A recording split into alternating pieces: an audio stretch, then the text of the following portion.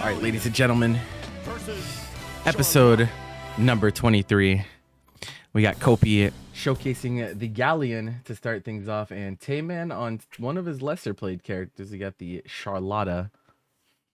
Aside from Narmaya, we see Charlotta, Zeta, and Djeeta, mostly from Taymanice. Haven't seen the Charlotta in a while because he's been working on Zeta. Kopi wanted mirrors. You guys will get plenty of Galleon mirrors later during the showcase, so don't even worry about it.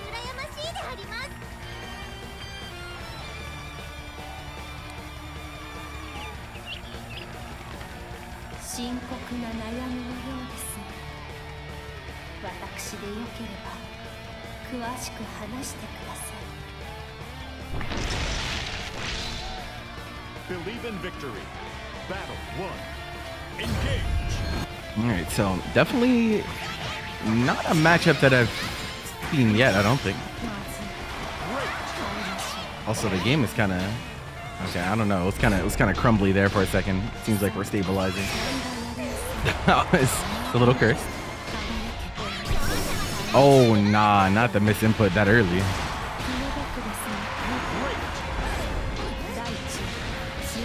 Yes. Listen. It's all her fault. Oh my god. Okay, Charlotta drunk driving. Turns around during the triple attack. You're going the wrong way, madam.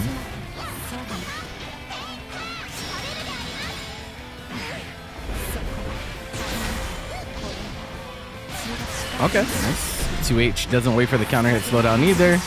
We'll just take our kill. I'm actually curious as to how the anti-air grabs from Galleon really perform against Charlotta. I'm guessing M grab would be okay, but Charlotta's jump arc very untraditional, so it might be a little hard in some cases. We'll see how it goes. This character is a jumping bean. And we're just trying to pester with far H, bro. That's the money button. 0 on blot. Great range on it.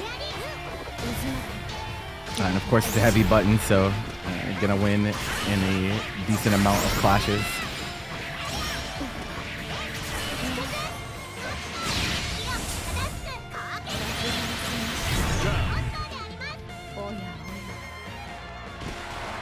I don't know. I've seen some clips of like H grab, the H version in particular, just like kind of being inconsistent. But I heard that the M version is like much more consistent. So I don't know. We'll see if Kopi even tries to go for it this set, because sometimes I feel like people are scared.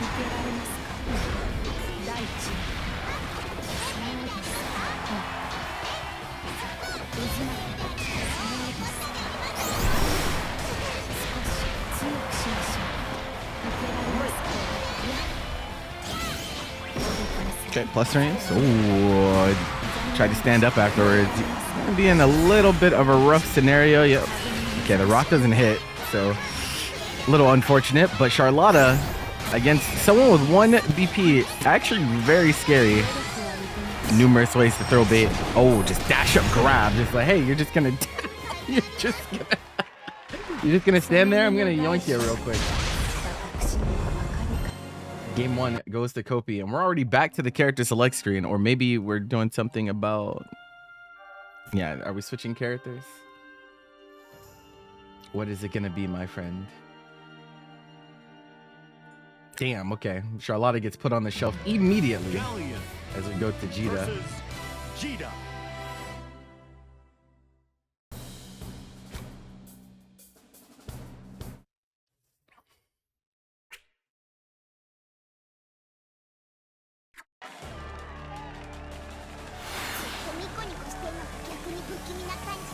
Not cheering for Taymanice anymore, bro. Fighting game viewers are so fickle, bro. Yeah. You switch a character and they never want you to win ever again. That shit is so funny.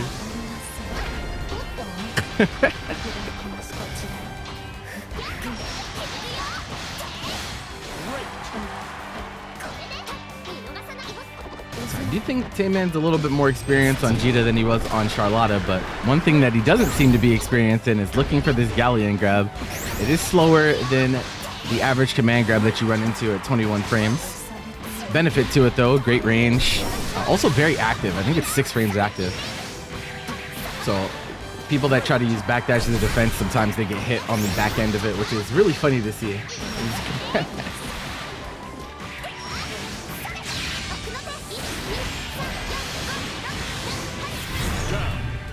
Also, fun fact about Tayman, he did not know that you could upgrade Djeeta's SBA into an SSBA. And the reason that he did not know that is allegedly, since he plays the blue hair cosmetic, he wasn't able to notice the difference. Now, completely ignoring that there's also a different voice line and this and that, you know, it was pretty funny. This.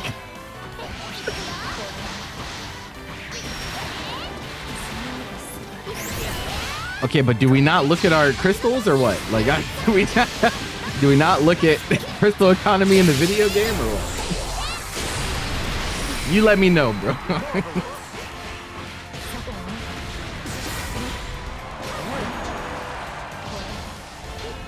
Your favorite player switches to a secondary you hate. Damn, you switched up for real. Betrayal. In the eyes of a fighting game viewer, there's no greater betrayal than them going from a character that they like to a character that they don't like.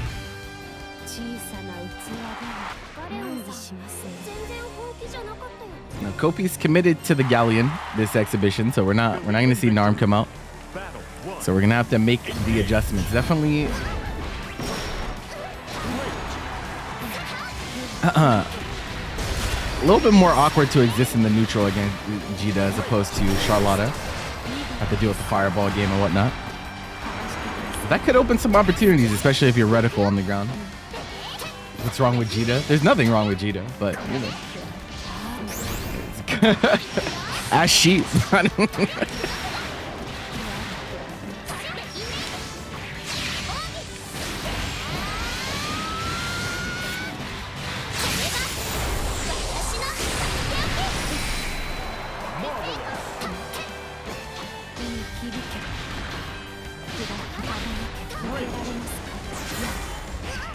You know, good characters of the devil.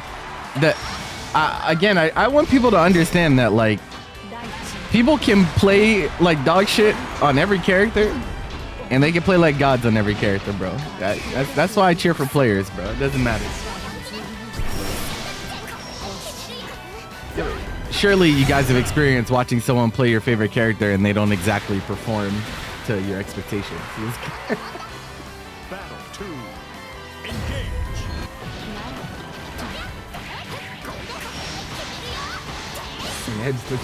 Oh, true.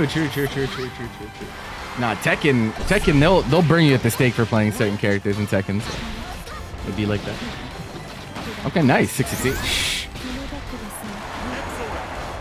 And so one thing that I've really noticed about Galleon and like kind of our game flow, also that's pretty awkward. That's pretty awkward. A lot of people, especially on those like command grab ender situations, are choosing to put reticle down instead of like just kind of threatening Garoki. And I think in some ways that contributes to why some might feel her like pressure situations are kind of underwhelming. But we'll see if Kopi makes the adjustment. That being said, down 2 games. Victory. Battle 1. Hey man, takes another one. You hate watching Crystal on Grand when I'm trying to get buffs. On second thought, you might not buy Galley. Damn, you're making that decision based on one random exhibition match that you came upon clicking the stream? That's crazy. This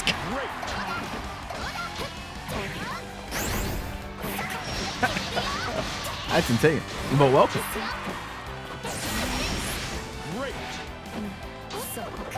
Oh, wow. Tried to start something up. Far H. Easy range in the corner trap situation. Kopi getting it kind of suffocated.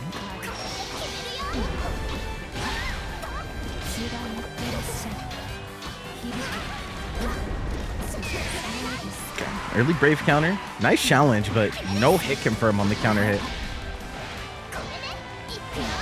Wow, he recovers from Far H and just sends the Rekka afterwards. Like,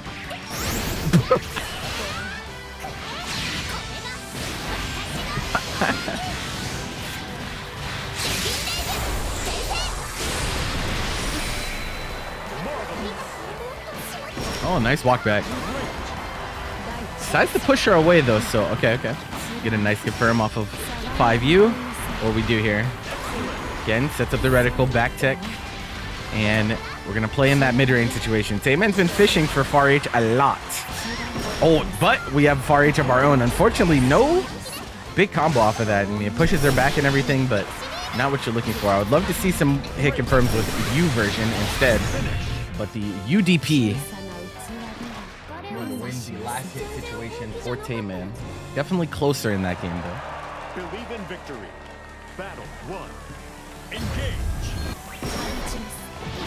Yeah, that is plus. My man tried to 6XM afterwards. He gets fucked for it.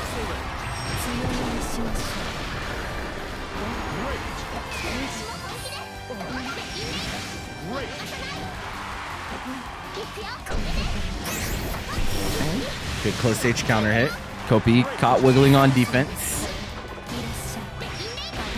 Might not feel very confident about, you know, Galleon's DP, which is kind of, yeah. Yeah. Oh, okay. Yeah, no, we're nowhere near you anymore, brother. A little bit off the mark on that one. Battle 2. Engage. Oh, okay.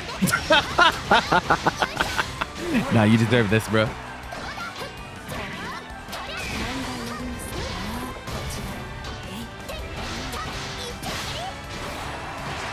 Oh, the mash throw, anime player into the meaty, but no hit confirm. That was a crouch confirm potential too. Kind of a big miss from Kopi. That was some damage left on the table. We have not seen a super cash out from Kopi yet either.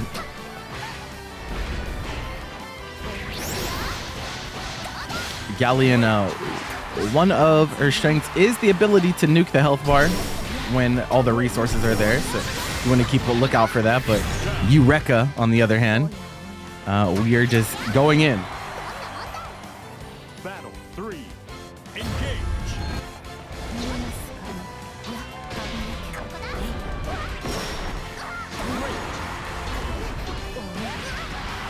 Okay. Oh, got the far H with no cancel afterwards, but this is still a great situation. Nice. Catches them down, but backing.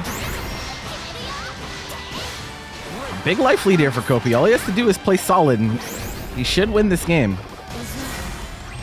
Oh, yeah. Just hesitated a little bit too much. The plus frames were there, but waited way too long to run that mix-up. On hand B. Okay. UDP, rare footage of it working out. Oh, no. Doesn't win out on the clash. Okay, Kopi. Oh, wow. Just 5 U's. He said, fuck it. I'm not doing anything else here. Strike or throw. This is actually a scary situation now. That big life lead whittled down. Chip now becoming a factor in the U-Claw. Tayman trying to jump. Airspace has been denied. I guess we're switching characters after every time we lose. Is that what we're doing this time? All right.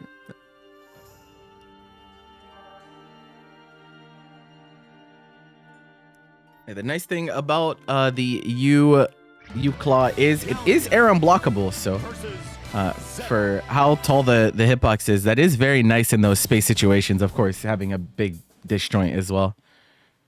We go to the Zeta. Okay. Also, I don't know why, but oh, okay. It's the Battle 1. let's see what happened. Engage. My software was like, it's over. I'm like, no, it's not over.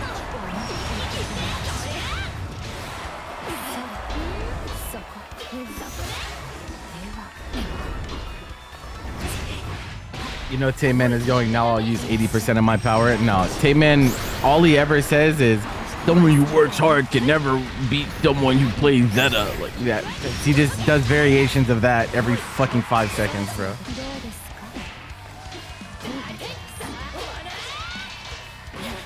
My man is brain rotted. It'd be like that. Oh, we get the crumple, but didn't believe? I think we could have got something there. Who do I play? I'm a Belial player. I play some Vera on this side too, but mostly Belial nowadays.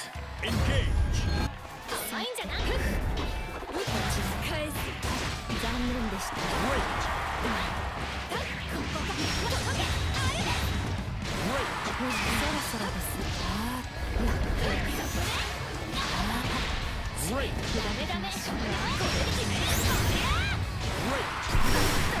Oh.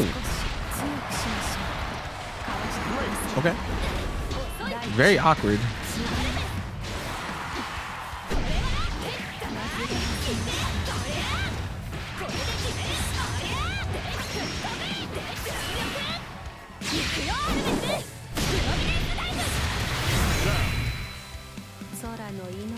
You don't think she can get a follow-up out of that? What are you talking about? Are you talking about 2-6U? No, you definitely can.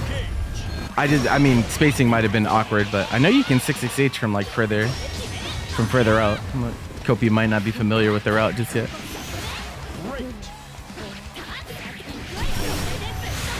Jason, what's up? Oh, awkward.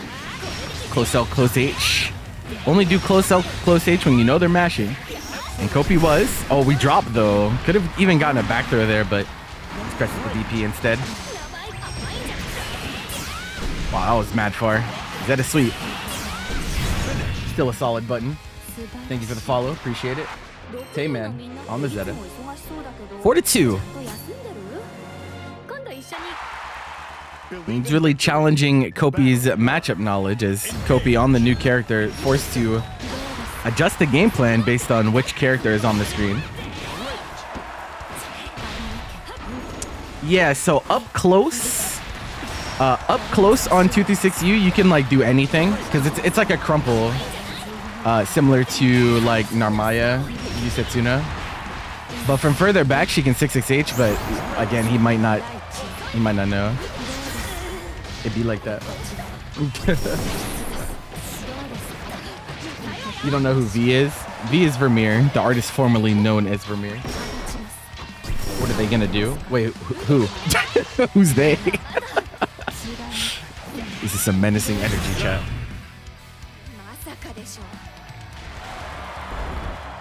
Battle 2. Engage. Hello. Okay.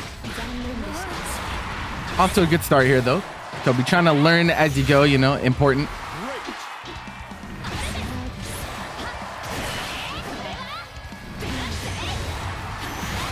Oh, tries to get in, but yeah, tried to start with that far H, but too far away.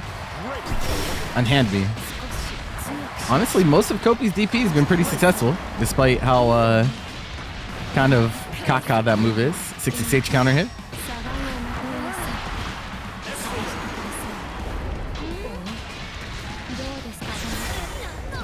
Oh, great corner trap situation, but overextends a little bit and gets blasted. Tayman dropping the combo, but we have a chance here. Still late super. That one is going to reach.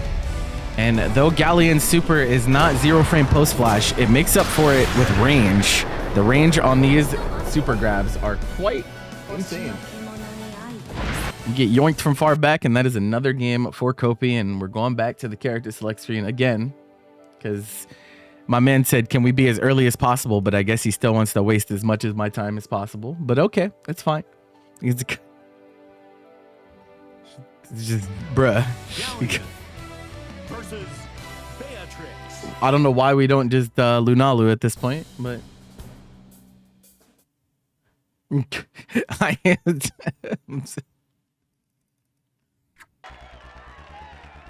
Believe in victory. Battle 1. Engage. No, they're playing the 7. Yeah, all the exhibitions in this series are 7. So, welcome to all the new people. This is something that I host every week that I'm not at an event, so there won't be an installment next week because I'll be at CEO running some Granblue, and then the week after we'll be back, and we should have it every week until Evo, and so a little bit longer of a split. But if you're NNA and ever interested in playing in the series, type ! exhibition. And signups are currently up for the installment 2 weeks from now. So do with that information as you will. Kopi closing the gap bit by bit. Beatrix, definitely a character that can give Galleon some trouble, especially off of the hit, as Galleon's defense is a little questionable.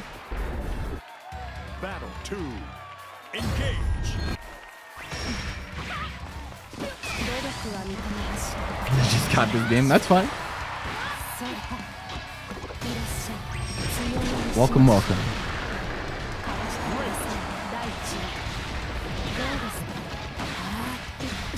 I also think Kopi's a little bit too... like, most of the time after he puts out the marker, he's going for the 5U immediately. I feel like he should keep the threat there a little bit longer if possible, but... Beatrix cash out in the corner here. I think he died. Oh, just barely lives. Another DP from Kopi. He's not been wrong on that in a long time. What the? Okay. That was some lag. I saw that. Chip point now. Let's riding free rip. Is Tayman just going Iron Man mode or something? I don't know. I don't know what he's doing, but...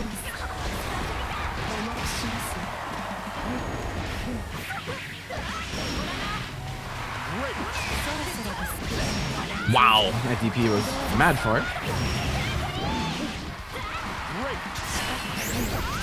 Super preemptive Brave counter, absolutely blown up, and it's gonna be a hard situation to come back from. Kopi, one crystal left, coming up on 100 meter here, now has it, and pressing far H out of the +4 situation. At this point, I feel like Tayman doesn't know that it's plus, but it's okay. Hopefully Kopi can punish him hard for doing that so he learns. Oh, another far H. Oh my god, the double far H. Gets hit by the far H, tries to dash in. Another one's waiting for him. Tied up at 4-4.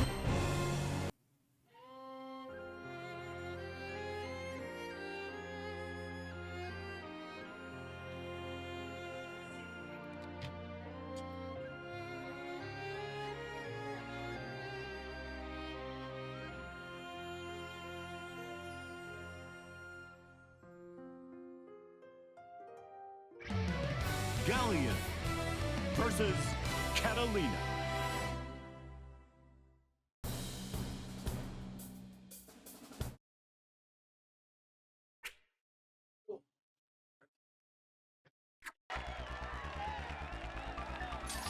Believe in victory.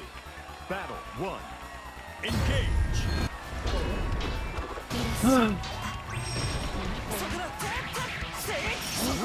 Anyway.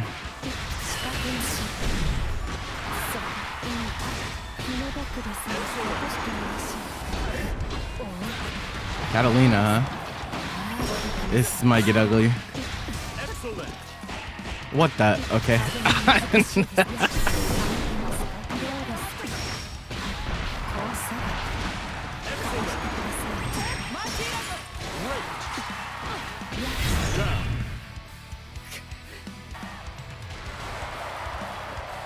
Battle 2. Engage. Kopi finding way more 2Ms than before. It's making a huge difference in these mid-range situations. Uh-oh, caught you wiggling.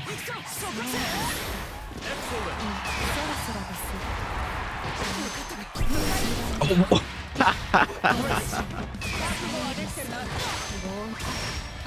Yoink.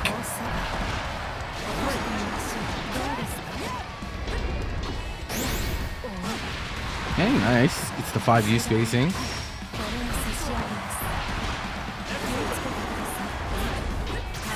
But no combo. Thought that would, but it doesn't. Wow, that command grab was mad for it. He's mashing. Help. And Tayman tries to tech a projectile as he presses throw. Believe in victory. Battle 1. Engage. Okay. It's a bold strategy.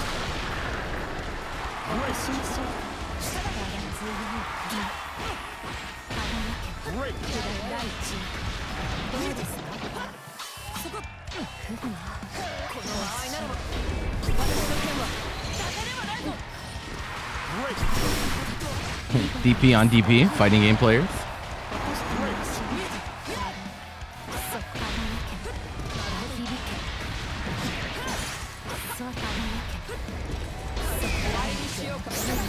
Oh, I think that might have been punishable range, actually, but Kopi wasn't quite ready, but counter hit close L. While crouching, we drop the combo though. That is not a good look. That was definitely a kill. Instead, now you got to play this last hit scramble.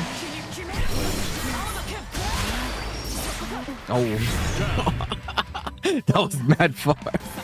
You gotta hold that, my friend. Battle 2. Engage. Yeah, that was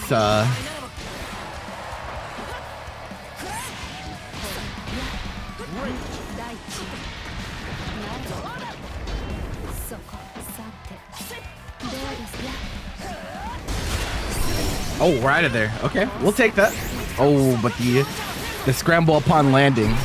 Kopi a little slow. Gets the DP though. 50 meters still left.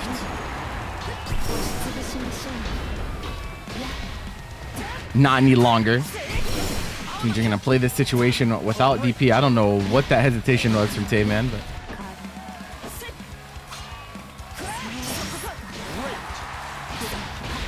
oh right, he lost it. True. What a guy.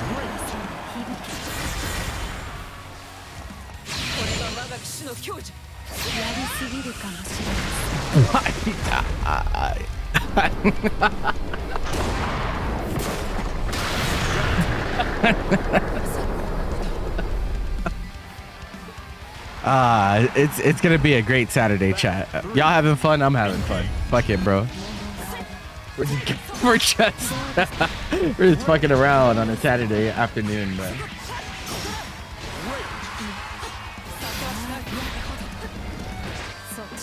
Video games. Perhaps the situation from yesterday was infectious.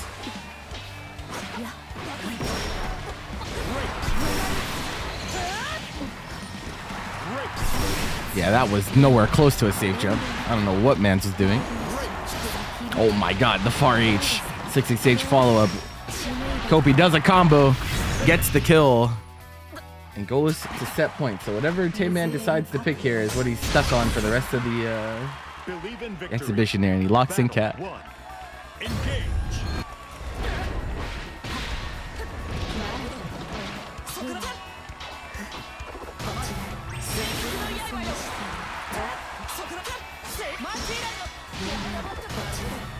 Yeah, Katalina not used to characters having the range to contend with her, but Galleon Far H is certainly a button, so even though you're Cat, you still have to worry about that button coming out.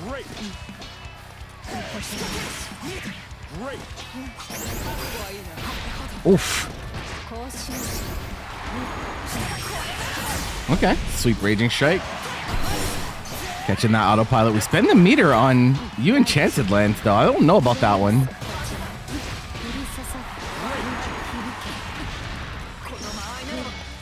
Exit win situation, putting out the fireball. This time he doesn't try to tech, but the chip. Oh, but we UDP afterwards. Battle 2. Engage.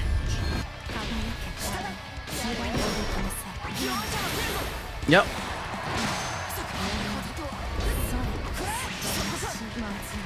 What is the super even useful for? I mean, it's very plus, but some people were calling that shit Rashid super, and I was like, you guys are smoking crack, bro. I don't. That shit could never be Rashid level 2, man.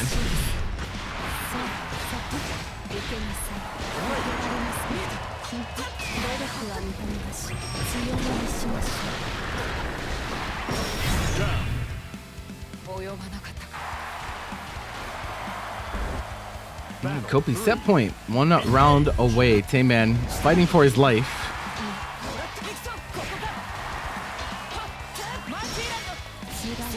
Hello, Kaio. Plus, oh, we're just pestering. 2M into the vortex. We get the hit this time. We drop an input though.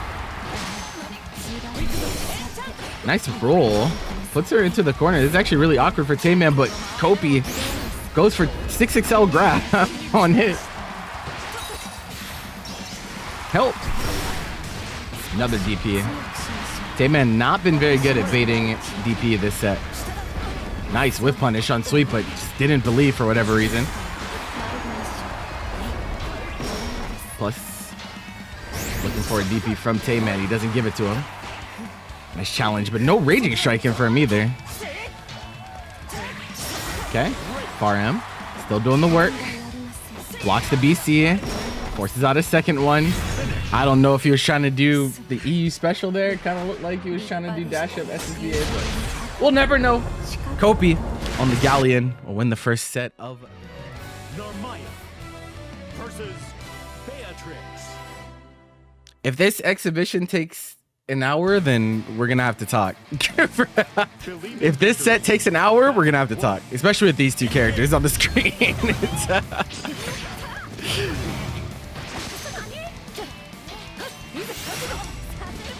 All right, so Basu committing to the Narm, opting not to play the mirror. We do know that Basu has a Beatrix as well, also has a 2B, but Narmaya is what we have decided to lock in, at least for the first part of this set.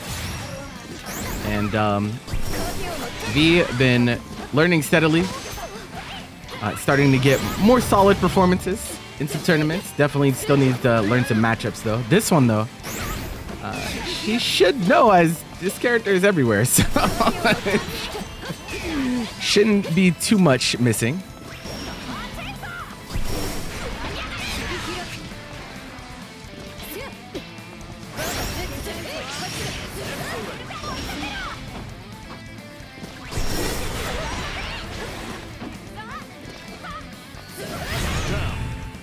Big ass far H.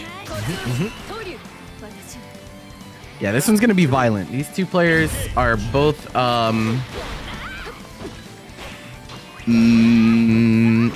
would use the word active. I think that's the best word I can use here.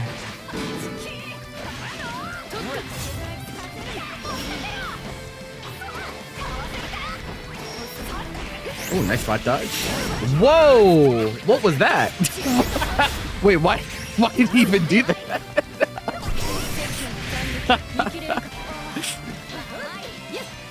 Misinput on Basu's end. Works out in his favor. Yep, can't get underneath that one. DP. Okay, now she doesn't get crossed up from this anymore, thanks to the changes. Okay, striker throw situation. Damn, you walked up super far. These, yeah, the button techs, you lose so much life that the trip situation eventually come into play. 1 round to 1 early.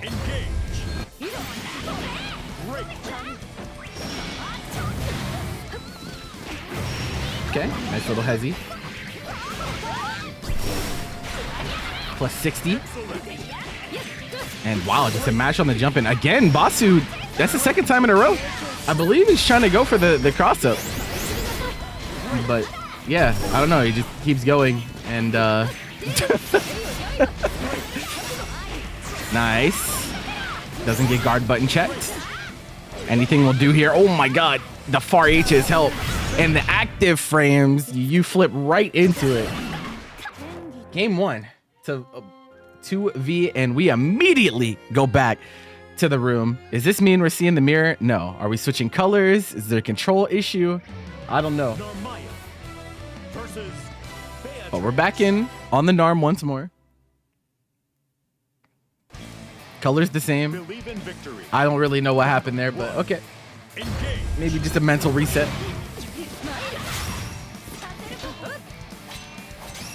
Wait, hold now. He just yelled at you for doing that. I didn't yell at you. You switched characters like 5 times, bro. That's not the same thing. Song swap? I don't think it changed though. Isn't this the same song as last game?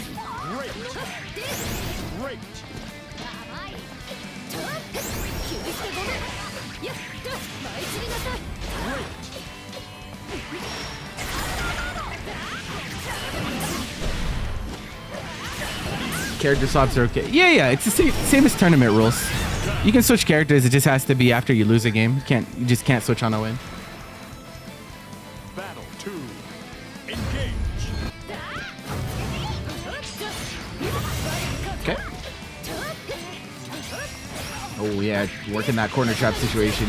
Ramir knew that he was put into an awkward space and tried to far reach his way out of it, but not enough frames.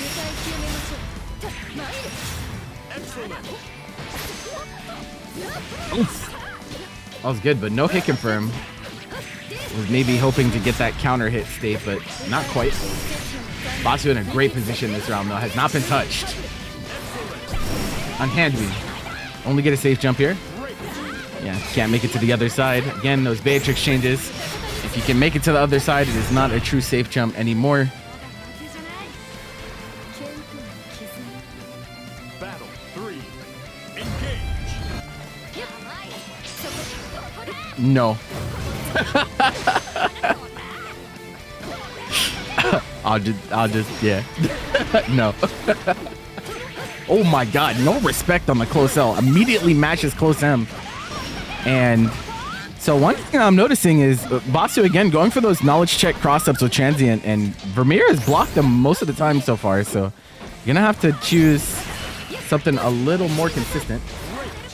No, she's definitely worse, but I don't think she's a mid-tier. Definitely not.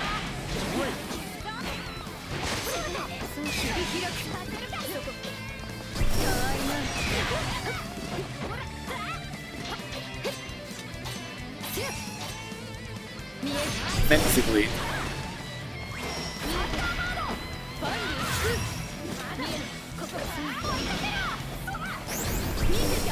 Check. Go ahead and say something so I can test your level. What's good? Alright, yeah, no, that should be good. But now the fucking thing is huge, bro. Holy shit. Actually, I don't even need this. I just put it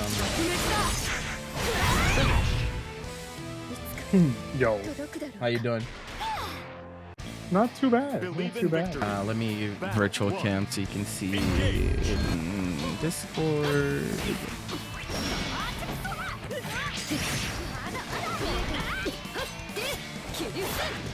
Beautiful. We got it in real time now. Yeah, no, I can't have you on stream delay, bro. Alright, can you guys hear Pineapple's okay, chat? Let me know. I'm around. Alright. So I come back from getting everything set up and V's up 2 games. Yeah, Let's yeah. go. Also, okay. First of all, this is the most important thing, Ray. How you feel about the name change? Yeah. How you feel about the name change, bro? Listen, the only thing that the first thing that comes to mind when I think of V, right? You played DMC5. Yeah, exactly. That's exactly what I think of too. And dude, I don't know what you think about the character, but I think V and DMC is lame as fuck. Personally, I'm not messing with it. That's funny as hell. It really be like that sometimes. Oh my God. So how you feeling about the new patch? I saw you. We got to see you play yesterday. You playing a little bit more, or?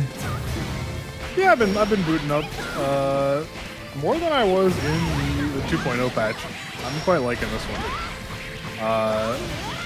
Just like for me personally, Versusia feels great. The game in general feels like it's in a pretty good spot. There you go. And I've been playing a bunch of Galleon, and she is incredibly fun. Yeah, that's what, like, people have had disagreements about whether the character is good or bad, but pretty much everyone that I've heard talk about her has said she's fun, except for Crystal. Crystal doesn't like Galleon. Battle 3. She's like the only one. Command grabs are just one of the simple joys of fighting games to me. Like, you tell me I can play a character with like, okay, pretty alright, neutral, and the most satisfying command grabs in the game. I'll take that. They do like feel that. really good to hit. That is definitely true. Especially when you got the rocks set up and you can make them really fucking hurt. True. Hey. Oh man. Oof. Bro, this Beatrix Far H has been paying the bills for Mr. V. It's been working out. You can pull corner carry off that with the Link and the Thunderbird. Oh no, Basu, what are you pressing? Yeah, you got hit by the Granblue string. That's absolutely classic. Close L, light cancel into 2L to check the legs, catch him standing up after blocking the plus frames. He's looking really good. I did not expect for him to be up 3-0.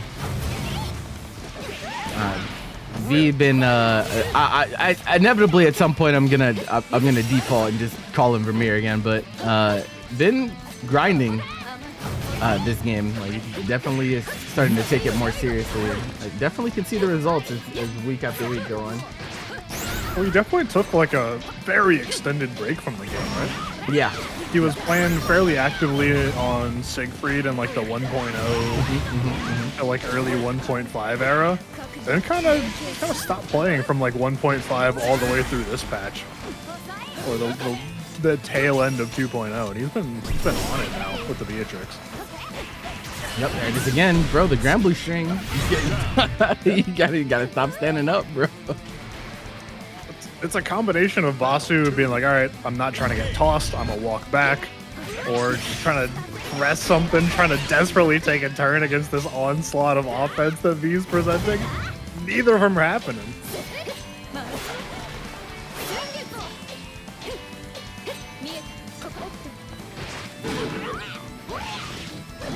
No neutral skip on Gran. Okay, bro. What are we even saying? No neutral skip, no gimmick, no one else. What? Why are we lying to each other on a Saturday, bro? That's crazy. That's crazy. Friends don't lie to friends like that.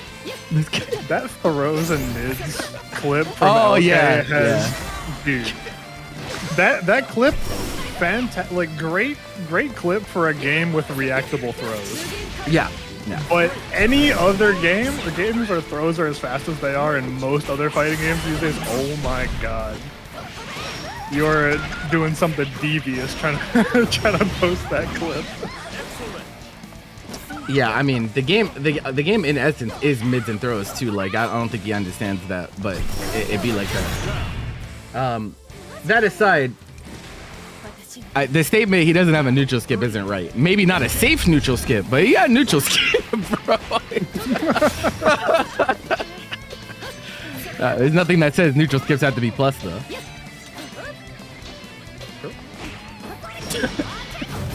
Every character got dash light came through with the game. That's true. You pay $0.00 true. for 6XL. That is true. That's true. Also, again, I will reiterate that skipping the neutral is playing neutral. A lot of people don't understand that, but it's counterintuitive, but your neutral strategy is ending neutral as quickly as right, possible. exactly. Oh, no follow Pat, up on how you the doing? Yeah, do not press dive kick on that character in neutral, bro. Holy shit. I've seen so many people die already. Shit is crazy. The neutral ended. How is that neutral?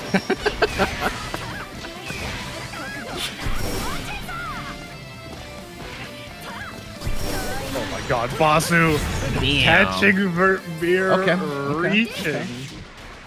Every time he just does run up U crescent, Vermeer's hand is outstretched to welcome him in. Current day, 6XL is not the war crime that people make it out to be. On release, I'll give you that. I'll give you that. Current day, it's definitely really strong, but they want it to be strong, so it's either you accept that or quit the game. It's one or the other. Or be Raz, I guess, because yeah. No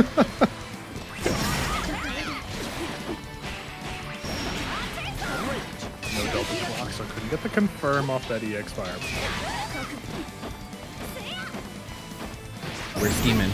Okay. You have one crystal, so oh my, yo, the walk up, I taught him that.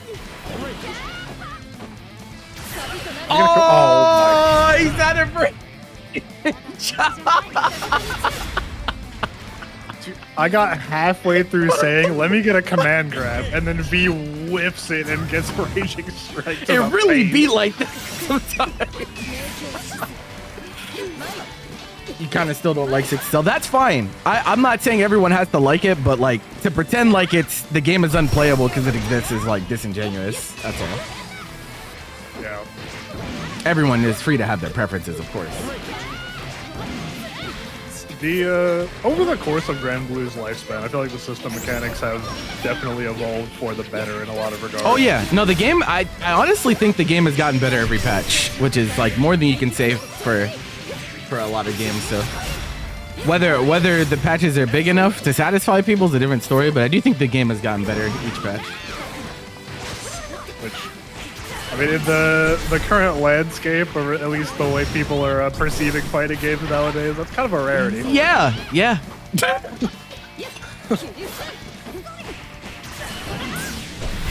Damn.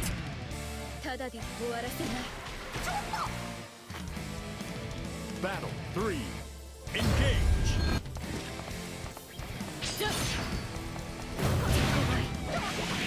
Oh no. Counter hit off the medium version. Oh my The god. fireball. No escape. Also, what are you pressing? I don't know. Basu's been very wiggly on defense this set. Blocked a spaced medium fireball. V's like plus 8,000. And Boss is like, yeah. Ooh, you're dead. Thanks for playing. Beatrix still does, like, and again, like, you know, the Beatrix nerf's definitely apparent, but like this character functions the exact same way as she used to. Just a little bit less potent. But definitely still will do it to you, especially in those corner trap situations. Far H and 6XL is still exactly the same. And the damage in corner hasn't gone anywhere. Mid-screen, different story.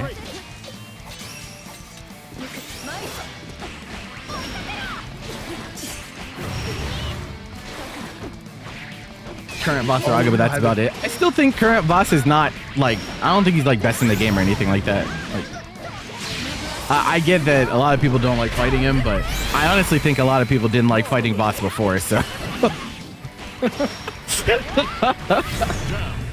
I can maybe count on two hands how many people do the Voss matchup before he got buffed, so. Sentiment would have probably been pretty similar regardless. Cals, I don't want to hear this from you. Nier player talking about Voss is top 1, bro. Get out of here. He's a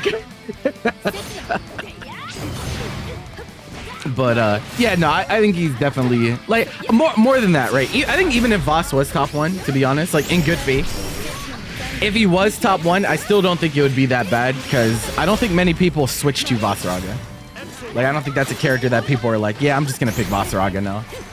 Generally, the people that were on Voss are still on Voss, with a few exceptions, obviously. I think like Ami Sensei is playing Voss, but Ami Sensei was a Voss player in vanilla.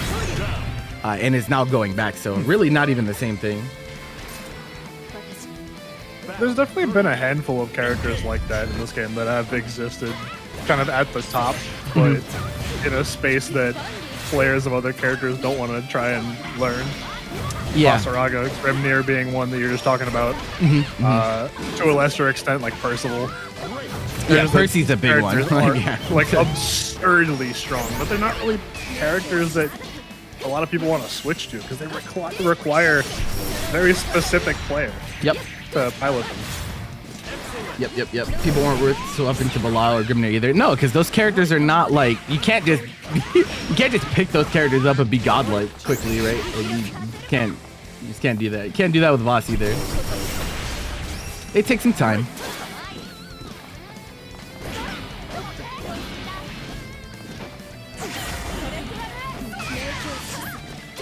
Oh hey, thanks for the gift. What? Dude. That was, bro, he let that shit rip. V, 5-1.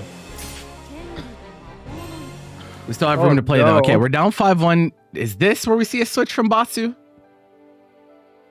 Basu's got a couple extra characters in the back pocket. You know, oh, at one point in one life was a 2B player, has the Beatrix as well. Okay, so we're gonna play the mirror. Well, I've seen him play the mirror in exhibitions before as well, so. Believe in victory. Battle 1. Engage. Nah, but Trevoni, I really don't think that's true because nobody did it. Nobody did it at all.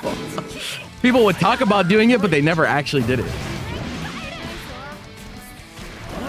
Belial, like for all of his strengths and his like Shoto-like kit, oh my god, always felt like he played the game in his own way, unique from the other Shoto-like characters. Yeah, he has some tools that are just untraditional, so it's like kind of weird sometimes. Oh my god, at the top of the fucking... Bro, that was so high up. And then it drops. Oh no, bro. Oh no. Okay. No hit confirm. Just the brave counter, but that's tough. That's tough. that far heavy doesn't taste so good when it's turned back on you now, does it, V? People in general don't give players enough credit. People want to talk about characters, bro. Crazy.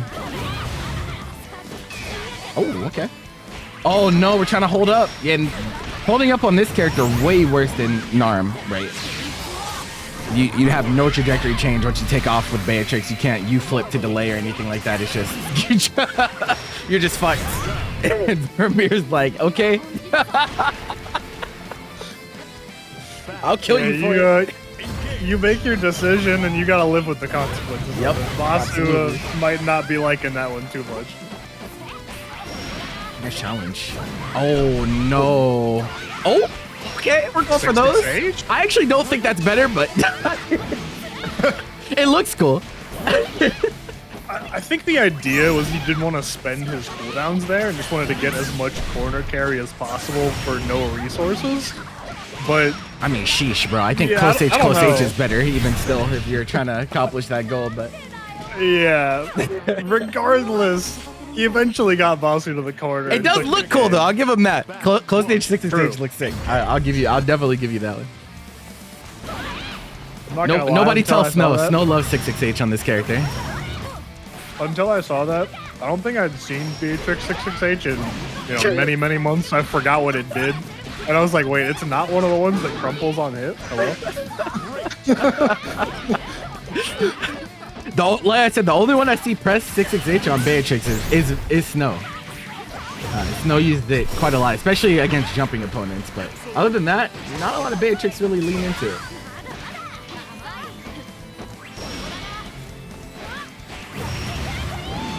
A lot of the like launching 668 feel very specific in use.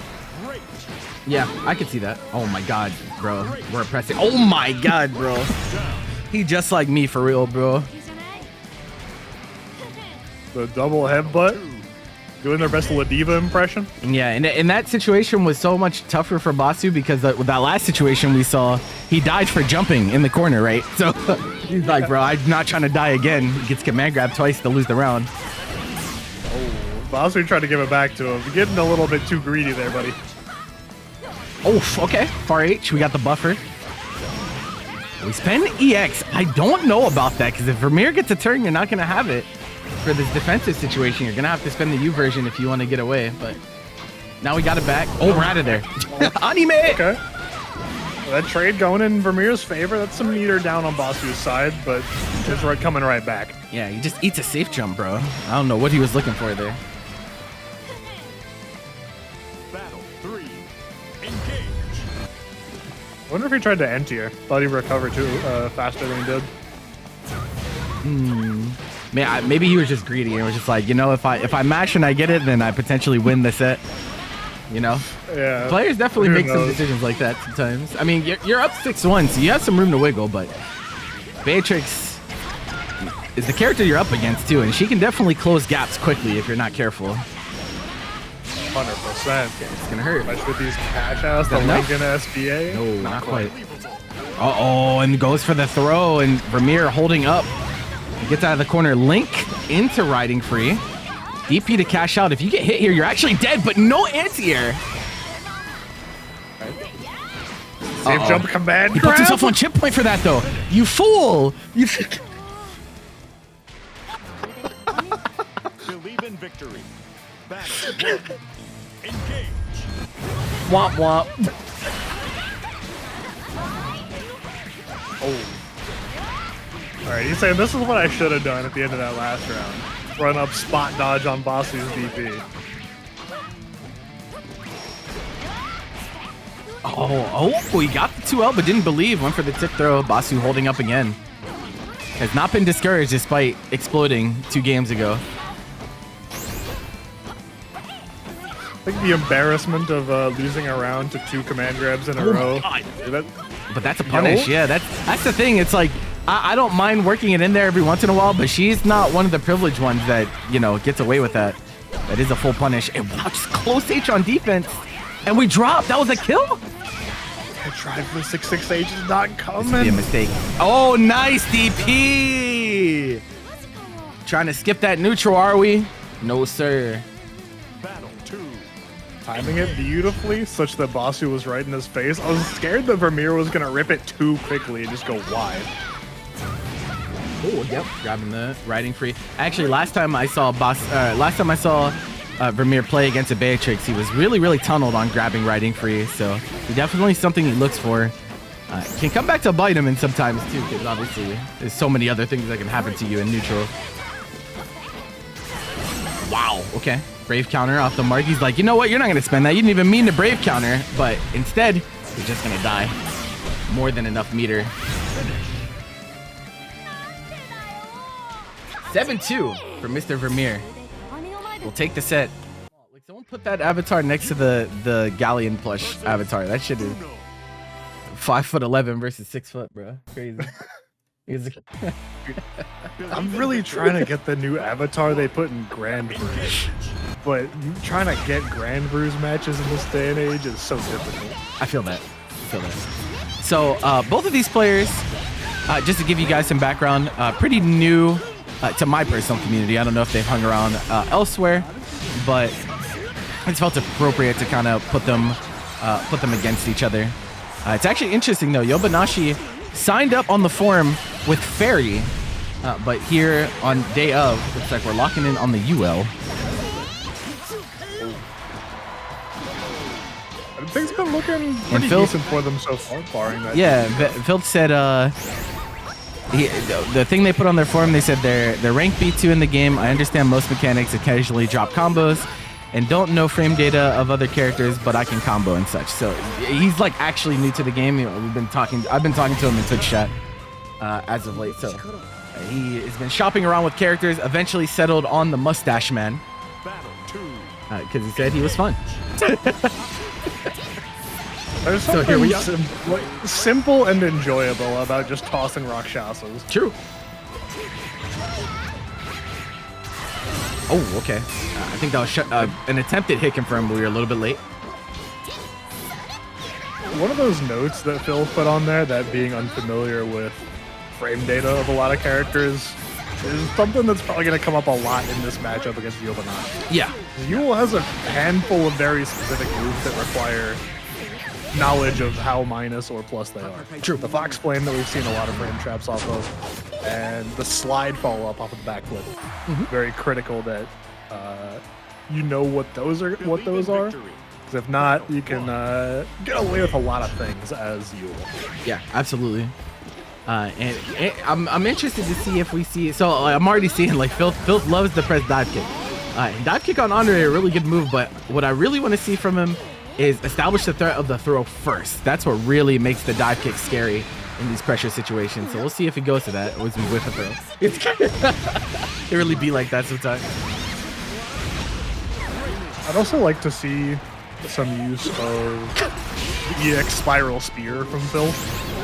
Sure. So a lot of these block strings have just been like button into Rakshasa, button into Mantra Wheel like that. And you have plus frames. Keep your turn. Yeah, work that mid-range. Oh, we got the hit, but a little bit too far away for the close M after. Okay, working that pressure. Yeah, unfortunately, yeah, that backflip is invulnerable. You can hit her afterwards, but flip itself on startup gonna invul through what you tried to. Nice break. Try for some with the JU. I like the idea. A lot of in general, right? You see a character in the air, you're like, all right, cool, 2H, free. Anre, it's not quite so easy to play that JU. Yeah, absolutely. It's definitely you can get got. You can get got. Okay, nice. Full combo here. There you go. Okay, you still the cash out and a follow up. Okay. All right. Definitely have a lot of respect for both players for putting themselves out there, especially this early into their, into their Granblue career. 100%. Okay, we're out of there. Nice. And Yobanashi trying to mash after getting hit by the dive kick. He is still plus, even if the combo doesn't come through. We deploy the mids. We get the install. Let the missiles go.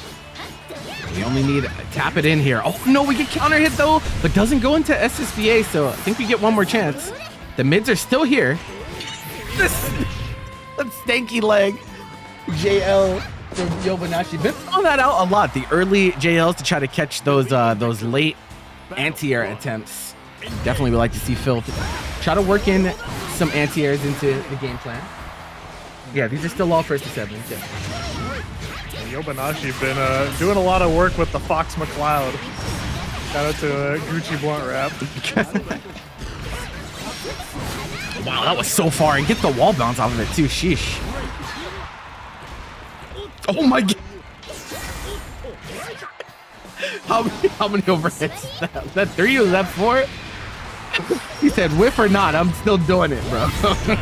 It's still, yeah. Wait, unless you're gonna challenge afterwards, I'm gonna do it.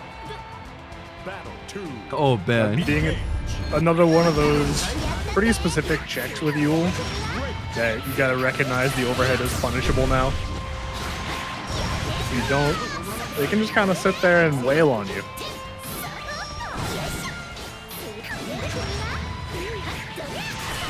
Yeah, Foxfire been a thorn in Filth's side this whole match. The plus frames, not eager to hold them afterwards. Yeah, the main thing that we're seeing is, obviously, like we talked about Filth being pretty new to the game. Playing defense is really, really hard when you don't know the frame data of like what's coming at you. So, and you're being rushed down, it can feel very suffocating, like trying to find an opening and no obvious ones are actually there. Like even the flip we're seeing Brave counters on, even though that is punishable in that situation. So yeah, that makes a huge difference. Okay. So Phil's credit though, they have been doing a reasonably good job finding like a button into Mantra Wheel. True. To get out of the corner and alleviate some of that pressure that Yobanashi has been putting on. It just hasn't lasted very long. Yeah. That JL coming out again, bro. I just want to see one anti-air on it one time, Phil. Oh, nice check. Like that, far L. Oh, there it is again. Okay, this time we're chilling, we're blocking. Okay, we bust out. Let's go. Let's go. Wow, dash up into the parry, but didn't hold it long enough to get through that far H. Okay, nice. RPSing a little bit. Make it a little bit less obvious to take your turn back. Look out for this jump L. Could be problems. Oh, the scramble situation. That one was another really close one. Bill's doing a great job with the RPS situations, like you mentioned. A whole lot of Mantra Wheel into 5U to try and dissuade Yobanashi from pressing, maybe steal a turn. Okay. Nice. Like that. Okay. Wait, great sequence from Filth here. Oh no, but got parry at the end. I wonder what he was trying to do. Okay, these parries are starting to really add up. The sweep, no punish though. And so, we've talked about how, Filth's talking about like not knowing frame data, might not be as versed on some of the matchups. Yobanashi probably hasn't fought much Anre either, as it's the least common character in the entire game. So it's not a character you run into very often at all. So might be doing a good amount of learning themselves of what the hell is happening.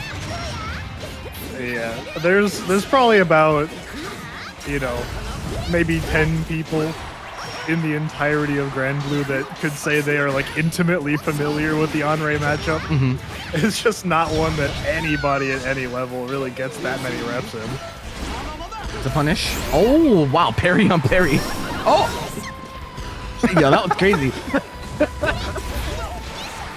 And these J6Us and these like Yeah, J6Us from Filth really been hitting.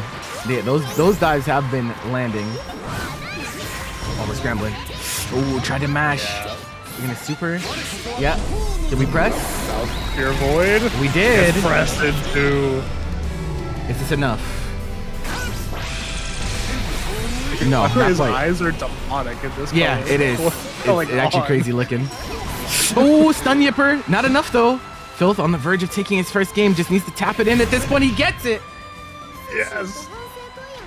On the board. The layup there. Good stuff to fill. Oh, we go to the character select screen. One loss was too many. Wait, did they not know it's to 7? Where are we going? Wait, hold on. Okay, we are switching on swap, Yobanashi. swap. Okay, this is the character that they signed up on the form with, was the Ferry, so. Ferry versus Uno. Cool that we get to see it coming out here. So somehow we end up with, with this matchup, which this is definitely not what you see all that.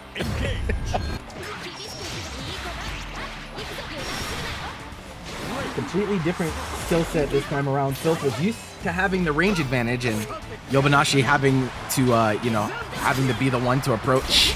Now, there's definitely going to be situations where Ferry is going to kind of box you out. Oh, we're scrambling. Oh, that's punish one hit. Yep.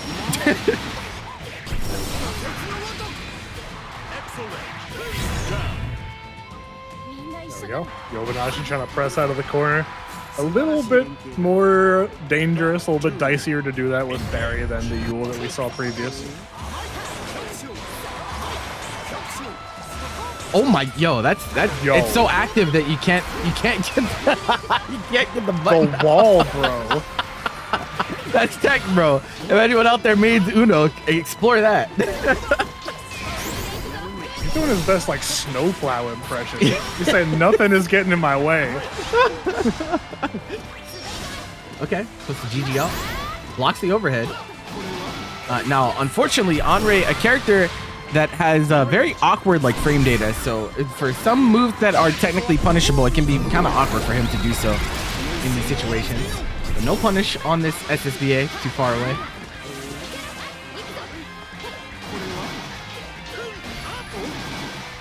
The wheel, keep it going. Yobanashi now scared Yeah. of the 5U, just holding these mantra wheels.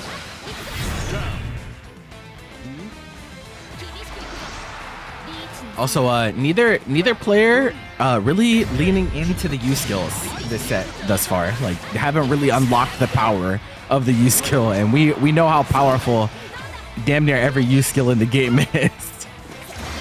We've really only seen them from Filth as a combo ender in that U Rakshasa. But I know at one point people were looking at Anre and thinking, yo, this U Spiral Spear, that move is a little bit silly. Let's dash out with the super.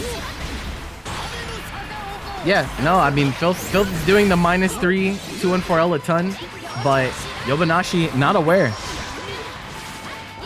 Both players definitely lacking some information on the frame data from one another. Oh, nice! Catches her airborne, gets the triple attack. Filth, a second game on the board. I wonder what's going through Yobanashi's mind. They're like, the Ferry didn't really work. The Yuel was doing better, so maybe we go back? It's like that might be the case. We're sending up off the cab. I'm looking at that rank emblem. I see it change. I know we're swapping Oh, up. Nier! Okay. Okay. This is not what I was expecting at all. Nier versus Uno. Are we making like the world tour of large-eared women? From Yuel to Ferry to Nier? Battle. Very, very interesting. Engage. Assortment of characters from Yobanashi. Yuel into Ferry into Nier. All very unique playstyles, and I feel like they all require a pilot of that character specifically to really bring out their potential. Kem is the 5U on block from Nier, better than it used to be. So we're seeing Yobanashi. Oh, we're pressing some buttons for sure. Get to Yobanashi trying to go quickly, but you gotta slow down sometimes.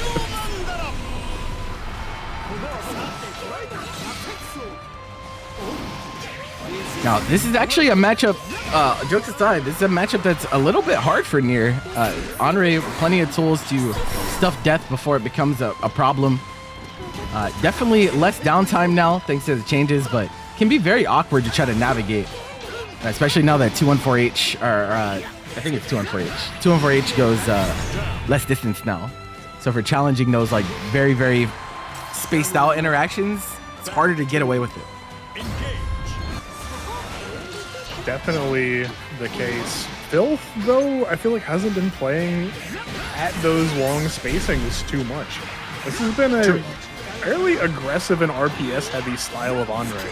With this J6 use that you mentioned earlier as a get-in tool, the mantra wheel frame traps, or you know, turn stealing attempts that we've seen. Oh yeah, turns are definitely being stolen. Big damage here on the cash out though from Yobanashi, but now you got to play with death. Without death for a while, but that's the change. You saw the bar started going up really fast after Nier has been without death for X amount of time. It then speeds up to make sure you're not existing in the neutral too long without your buddy. Battle 3. Yeah, the punishment for not abiding by the buddy system is pretty severe for Nier. Oh, drops the combo. I almost feel like Filth probably doesn't know that you can hit the doll either. We haven't really seen any attempts at that just yet. That's really when the matchup becomes interesting and complicated for both sides. The games around hitting the doll or not hitting the doll. I just want to see one fat 2H on these early jump JLs. Oh no, that's a safe jump. Oh, but he presses after. Oh no. Oh no.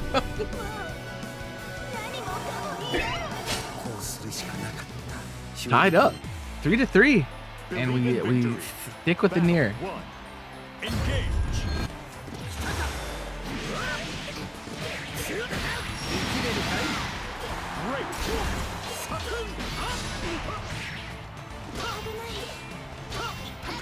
Very early Yobanashi being pushed back into this left side corner. Filth did a great job of maintaining spacing and taking advantage of Yobanashi trying to press on the drop. Yeah, Yobanashi forgetting the safe part of the jump in that last game. It'd be like that sometimes.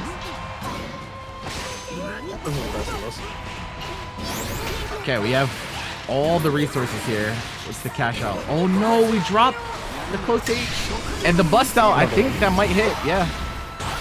These supers from Filth been giving Yobanashi a really hard time, and Yobanashi having a really rough time like accepting that the combo is dropped. So like when a combo drops, Yobanashi is like scrambling to try to get that turn back immediately, and that's where these supers have been so effective. That's gone for both Yobanashi's combos and Filth's. We've seen a couple of times where Filth has gotten a combo, dropped it, and then found a reset due to Yobanashi pressing, trying to take their turn. True.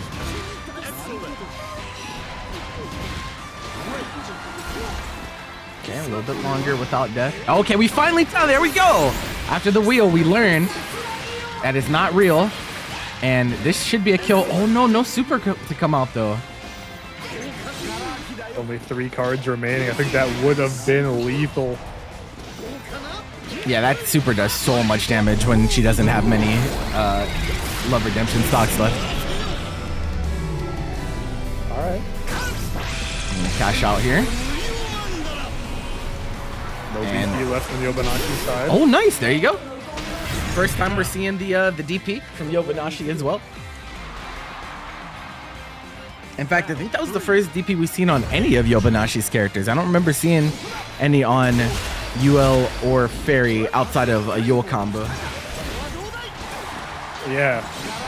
I think that tracks. Also, the first U skill that we've seen. Yeah, from Yobanashi. we have not seen many use skills used. You were highlighting earlier how neither of these players have really used them except for that rooting. From Yeah, that Filth. exact route. Oh, we're RPSing. So that's the thing. So now it becomes a game of, you know that it's minus, but if you hesitate, then that's where you eat some of those counter hits, and that is not what you want to be happening. Nice. There we go. We're starting to see some use skills used. I like it. That ultimate death reversed is an incredible move for Yeah. Nier. Crazy. Oh, nice. We have the mids. We have install combos. We definitely practiced this one. Oh, we got the pickup. He was like, oh, he has an install. Time to look up some routes.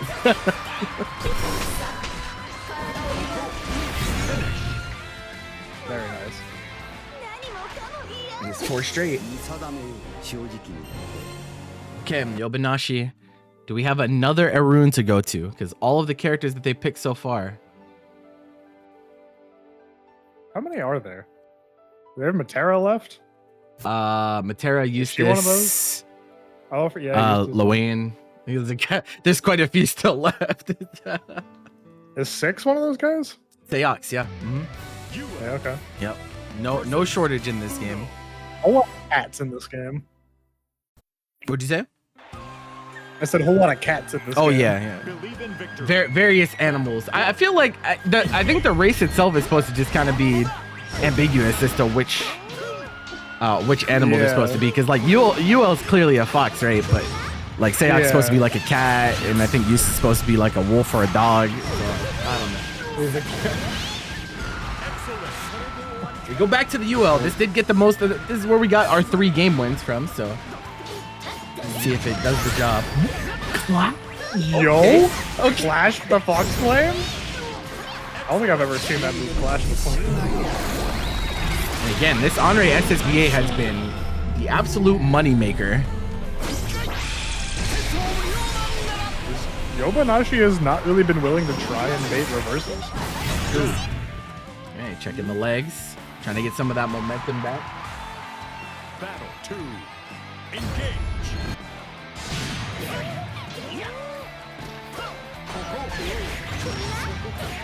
Yep, plus frames. Filth had a bit of a grasp on it towards the end of Yobanashi's first round of Yuel, but we gotta get back to that.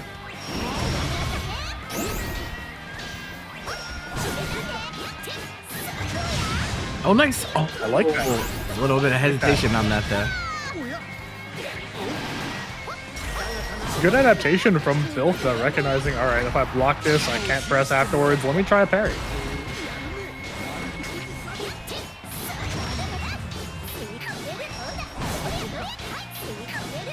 Okay, no brave counters either from Filth. Feeling uncomfortable.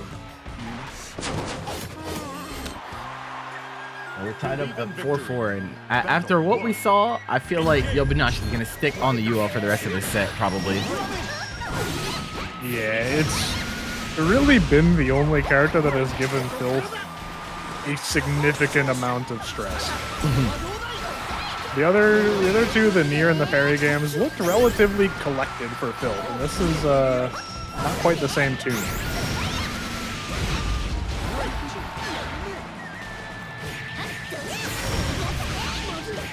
A little bit more antsy there in the corner. We've seen pretty much every overhead that Yobanashi has hit, counter hit since the switch back to you. Oh, did we bait it this time? Press. Yes, the first bait, but we are late on the punish. Oh, wait a minute. This round could very quickly get out of hand. Still no brave counter from Filth, though. Those would be perfect opportunities, but he hasn't quite added it to his repertoire yet. Battle 2. Engage. The brave counter. Some U parry as well. Try and get out of there. Not something that we've seen represented by Filth yet. Punish. Ooh, a little bit slow on that. Wow, what a spiral spear. That bounce? No, not quite. Brave counter from that. That's gonna hit, but awkwardly. Oh no, she falls into the dead zone. I thought she was gonna go up and then come back down and get hit by some of the hits of the beam. Instead, I was like, all right. Yeah, I was thinking the same. I was like, all right, the invincibilities run out. That's a weird SSBA hit, but you know, maybe it'll get something. that is really funny.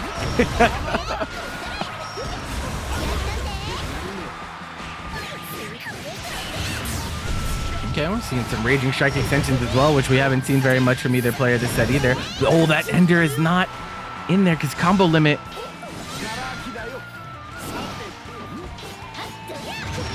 Yeah, these 2 H's. Yeah, I would like to see one. Just one, bro. These- Just one. The JLs are running amok. We need some anti-airs.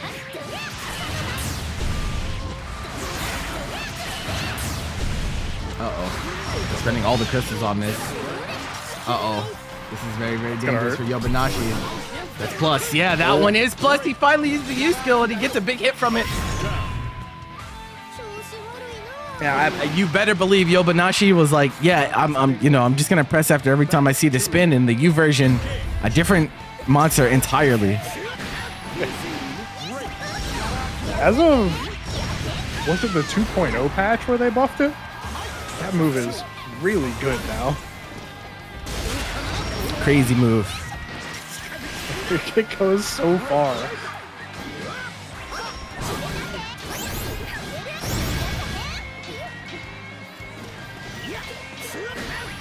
I like the change up though from Filth. As the set goes on, we're adding a few more of those tools to our repertoire. Okay, we're just pestering with the mids. No challenge after that dive kick. That dive kick from Yuel is not a very good move, I can tell you that. Oh, nice check. And we have the mids again behind it. Okay, all the mids have been expended. Vacuum grab. Holy anime game. My man was so far away. Oh, it's not enough. Combo limit. Combo drops. Oh, what's it gonna be? Filth. Nice. A beautiful. And the crazy That was so good. The crazy part about this is that we've only seen 5U and JU from Filth. We haven't seen any of the actual fleeting sparks. At least not the frame 1 invol ones. We haven't seen H or U version from him. Except It's on one only miss been- input. It's been like medium most of the time. Yeah. There we go. No press though. One thing that I would like Yobanashi to take away from this set is to learn to pick up off of counter hit fence overhead. When that move does counter hit, you can combo off it and you get a whole lot of reward. 8-8.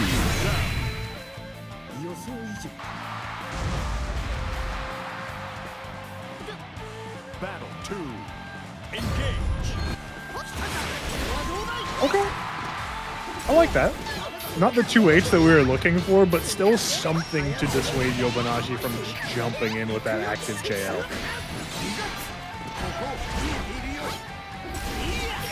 Okay, nice. Dead even game at the moment. Filth behind a round, but... Oh, we see the attempt, but it didn't reach far enough. You hate to see it. Yeah. If Filth was 3 steps closer, that would have been perfect. It's like one of those things where you have the right idea, just the spacing was just not correct for that particular one. Yobanashi closing in on this game, though. Oh, nice. I like that adjustment. Oh, wait, this is actually dangerous. Yobanashi can't take a hit here. We have SSBA available. A hit confirm will be enough. There's the DP. We talked about how he wasn't using any reversals on defense. Finally see it come out. The Yuel's bringing Yobanashi 6 games. Yeah, 6-5 currently. Yobanashi might have miscounted and thought it was over, Battle 1. but it's not. Engage. Both getting so much better as the games go on of calling out that backflip.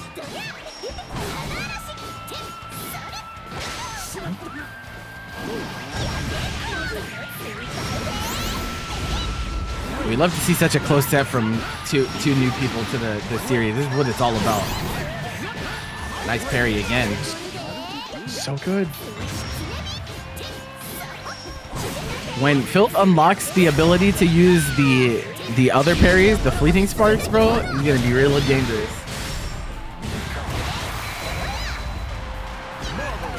Oh, we caught you autopiloting, and this is no crystals left. I don't think you're gonna die, but next hit win situation. All the cooldowns up for Yobanashi. Filth gotta be aware of the backflip. Covers the backflip as an option. And the Rakshasa.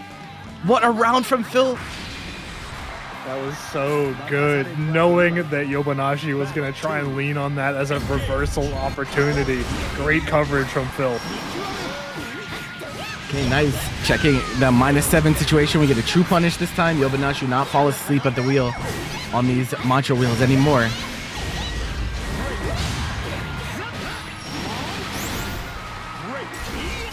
Oh, man. Filth is a demon with these 5Ds. Kinda grab. What? Dude, what? What the fuck was that? Sit your ass down. Where do you think you're going? I've had enough of these JLs. We're scrambling. Oh, nice break. And that's so crazy. Filth has been so good at breaking throws, and I would argue that that's one of the most difficult things for new players to learn is when they should be trying to tech throw. But he has been very solid on it. Yobanashi, though, on set point, 1 round away. Nice check. And again, catches Yobanashi pressing. Nice anti-air, close him. It's not a 2H, but we'll take the anti-air. Not out of the woods quite yet. Yobanashi back to half screen. That's a whole lot of real estate that Filth has built for themselves now. Yeah, the nerves on both players starting to come in. Nice pickup off of the mantra wheel. It's a little bit awkward on the air combo. Double clash, triple clash. Raging gets the counter hit. Filth can take us to last game, and he will. The Anre showing up in the clutch, winning out of the clash situation, giving us a 6-6 set. Oh man, what a set this has been. Both players playing with their entire hearts, man.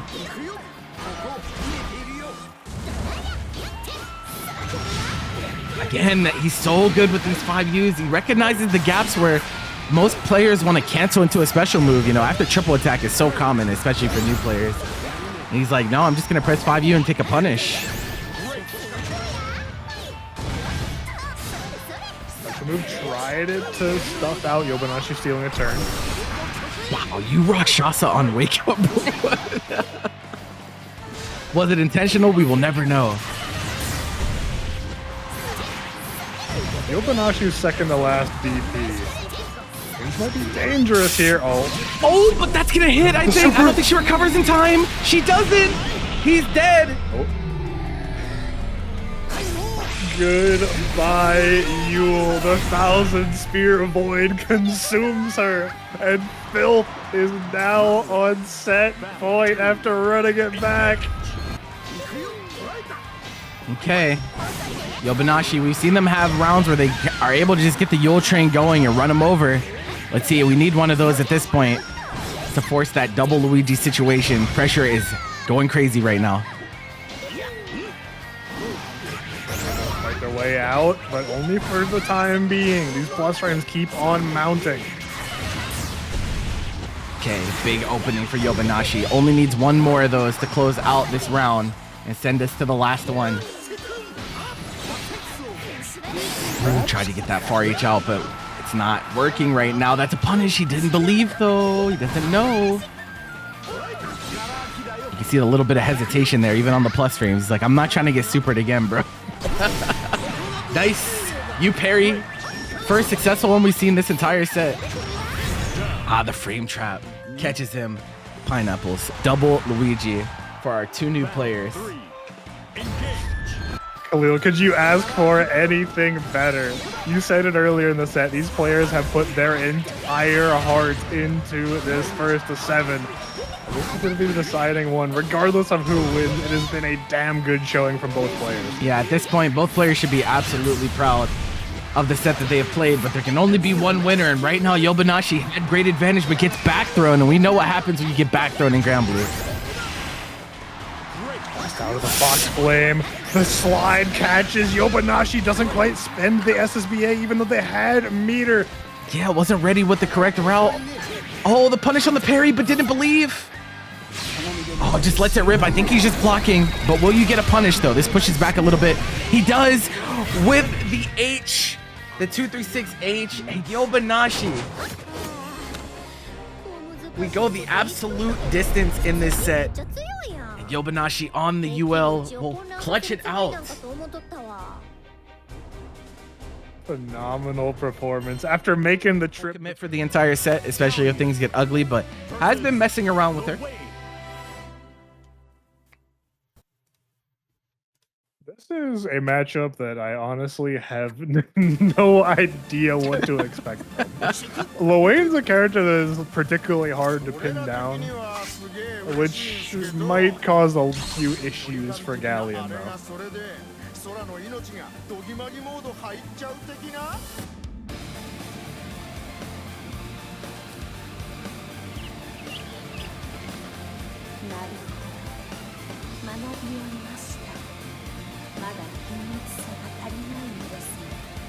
How the bet's looking.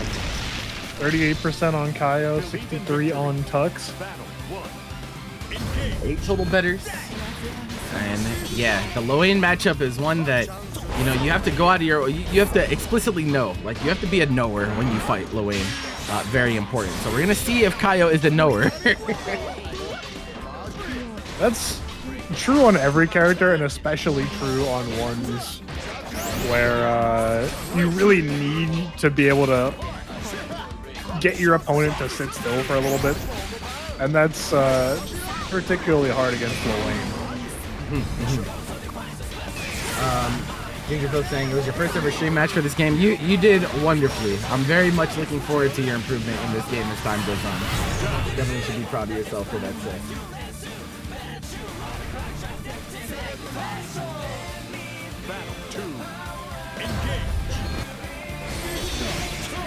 All right, so Tuck's taking that first round again. Like, I don't think, like, Nier players don't particularly like fighting Lowain. Galleon, I mean, the jury's still out on that. Obviously, the character's still new, but very, very awkward. Very, very awkward character to interact with.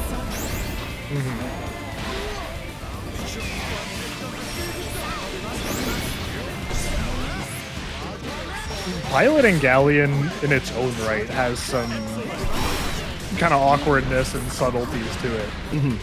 that definitely compounds with the Lowain factor. I'm sure Kaio is having some difficulties as they get their legs swept out from under them. That was a reset as well.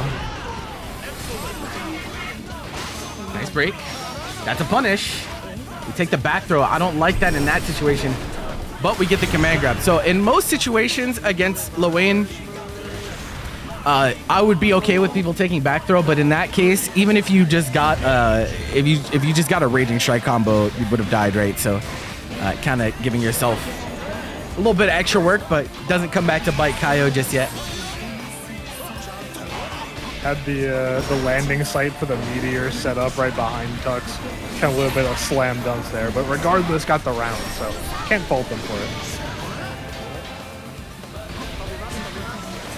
Yeah, the real awkward thing is like Awesome Sauce, both H version and U version, they have 1 frame difference on how negative they are, and though the situation on them is like widely different, so it's just weird. Oh no! Rock. To get out to him. Kaio doing very well here though, but we have 100 meter, and you know what that means on Lowain. Okay. Which version? Okay, it's Mario gonna be Party. Yep. Let's see how we're doing. So Kaio does something right in that he dashes forward because the safest place on the screen against Iggy is actually close to her. Oh, is that gonna go? No, it's too far away. Now that grab does have a lot of range, but not quite that much. That was about 2/3 screen, half screen or so, not quite long enough. But the idea was there. There have been a lot of times where Tux will set up either the Sammy and Tommy or the cat bot and run along with it as an engage opportunity. That time, Tux dropped the bot but held off a little bit, baiting out that reversal. Zerchi with the follow. Just now? That's crazy. But thank you. Okay,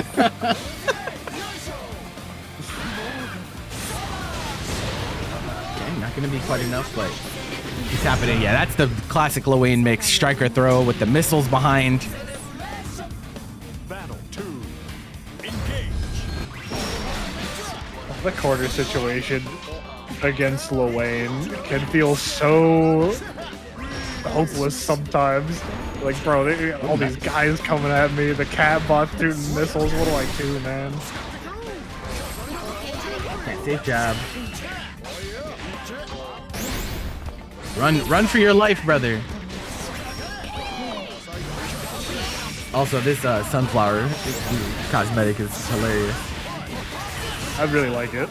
That's a good one. Basketball time. It's not gonna be enough, I don't think. Yeah, not quite. Oh, bust out? Yeah, but again, and Lowain has a unique dash that its acceleration happens more uniform, so it's not like you're gonna catch anything slow. He just runs back. Just runs backwards. Yeah, trading that standard backdash for a back run. He can get the hell out of dodge so fast. That's kind of one of the things I was worried about when seeing that Galleon. Lowain either direction can book it, either out of a command grab or out of the landing site.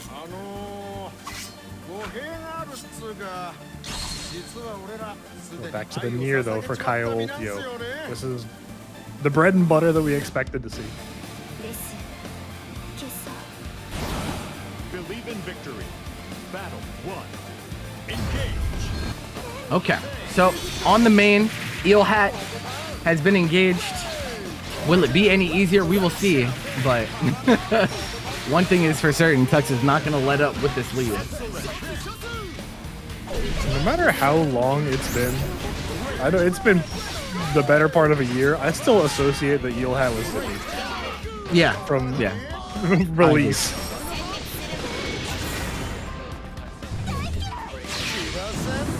Damn, yep. And this is the thing that's so difficult about fighting Lowain is when he gets a lead, it's a very difficult character to come back against. Between the healing, the way his super mechanics work, and so winning that early game and getting that first crucial knockdown is so important against this character.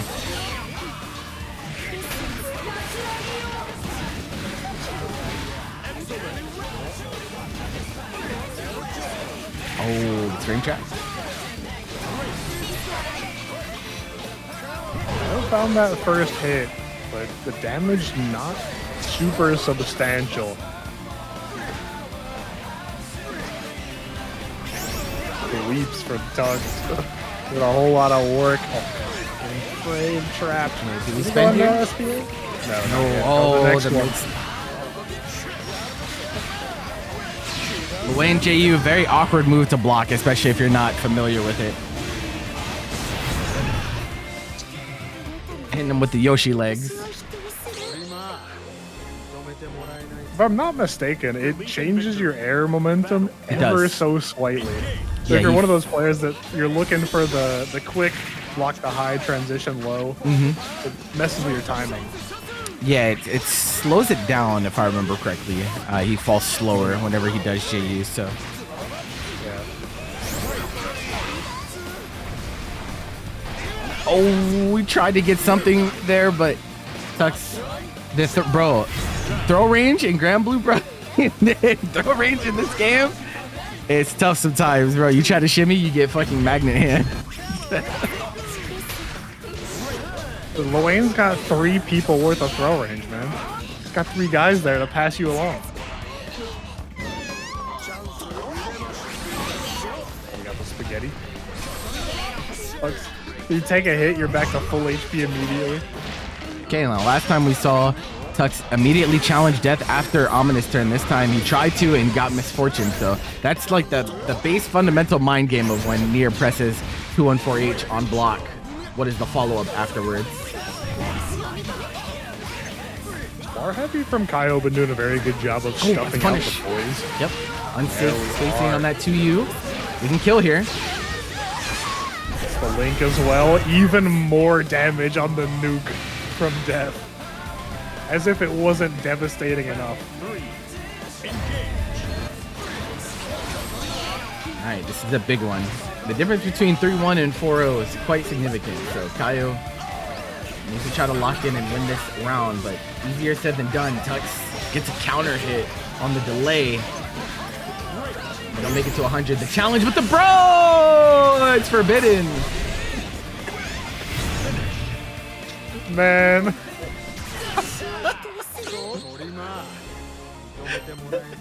Oh. My bros got my back, bro. You can't do that. Sammy and Tommy really are the best guys. They are. They're keeping an eye out for Lowain. Oh, yeah. Roll to try and bait something. Tux is on a roll now. Oh, yeah. He's in the driver's seat very comfortably. Oh, we miss our ender, so we don't get the crystal. Back throw. Okay, this is very winnable. Nier does great damage off of hits, but getting those hits sometimes a little difficult. Battle 2. Lowain's so hard to fight. Oh yeah. It's its own beast. No Lowain players really play the same. This character has such a unique cadence to him. Lowain's really come in all different flavors.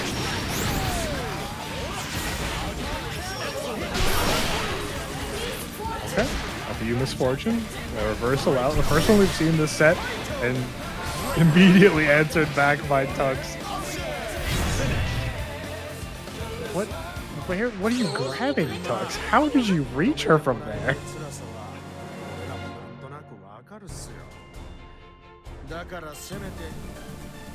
Believe in victory. Battle 1.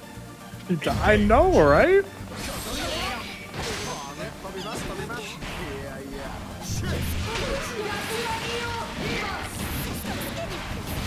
Excellent. Great.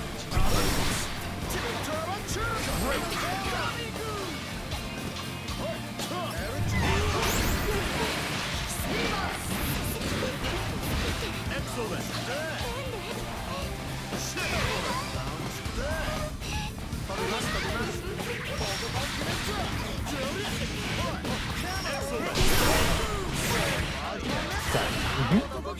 Okay, fortune goes wide. Tux has the SBA. Did I connect? No, it dropped. Okay. Block for your life. Okay, spaced on that. Oh, and then presses 2M. Okay, that's kind of crazy. You can space that to be like -5, -4, but my man said, I don't give a fuck. I'm pressing 2M. This is the problem when you let a Lowain player get comfortable. They start going for the silly shit. Oh, yeah. The RPS becomes much more apparent. Back throw. Okay, I like that check on the cap bot. Still don't want to let him get away with stuff that isn't real. Uh-oh. This, unfortunately, is very real. HPA is always a clear and present danger. Kaio Ultio's health bar not feeling great afterwards.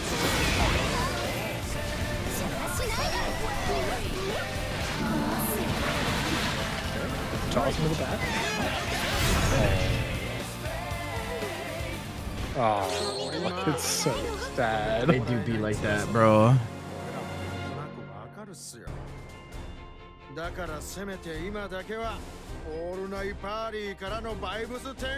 Okay, well, we got one more.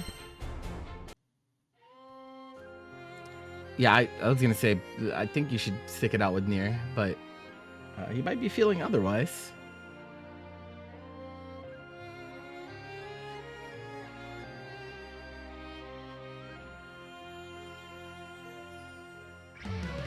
Galleon versus Lowain.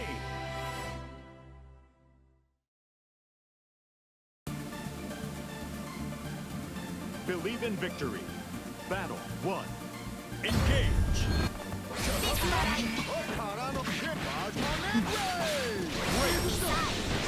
Goes back to Galleon. Winning 7 straight as Galleon might be a little rough, but we'll see if the switch up is enough. JU, man. It's so hard to deal with. I also really locked in on that fuzzy block timing on defense, and Tux is well aware of it.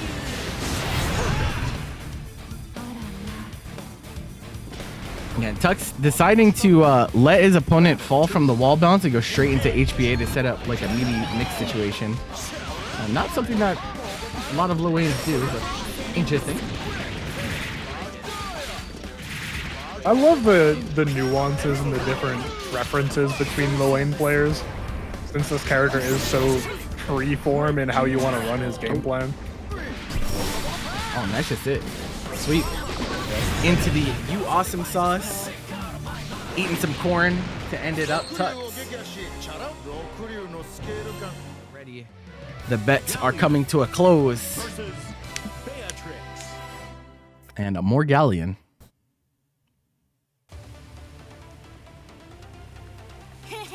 So we were talking about kind of at the beginning of the exhibitions, right? Where regardless of players' perceptions of her strength, most people that pick up Galleon that tried her out have been like, man, this character is really fun. True. We've been seeing a lot of her because of that.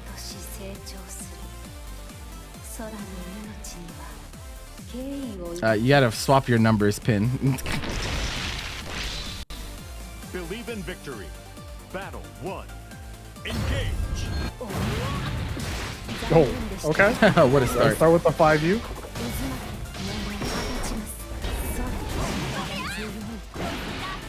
Yeah, it's funny because they showed that in the trailer for this character was her doing 5U against Beatrix. It's like, hey, you can't low profile this because it's slide head.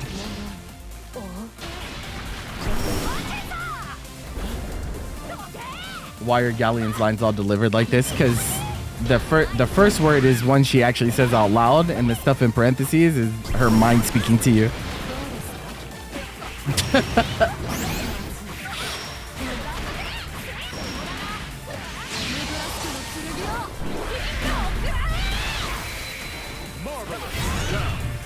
She even got safe the jump. energy for speaking out loud.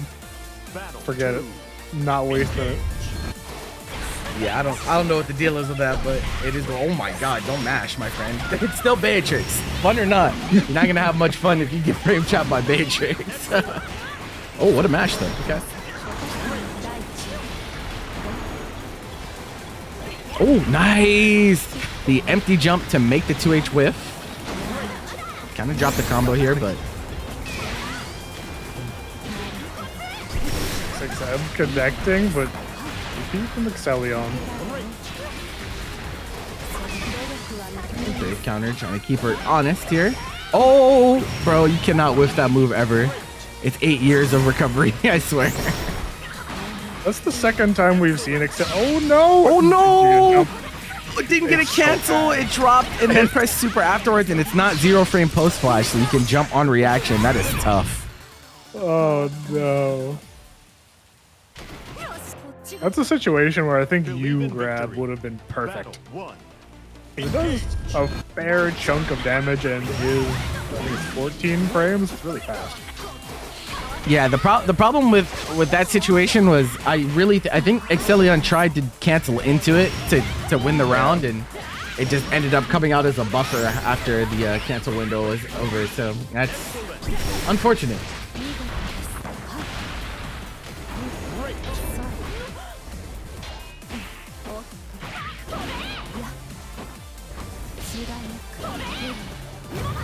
Again, Trevoni putting himself in the corner. Pestering.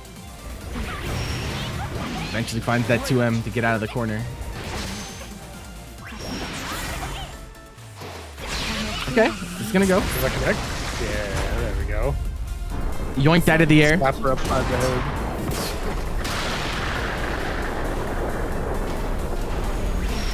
Oh my god, wake up Thunderbird off of the level 3. No respect whatsoever, bro. Not even a little bit. I know the Sagat trailer came out yesterday. We getting excited? Shades of Tiger Knee. Tiger Knee.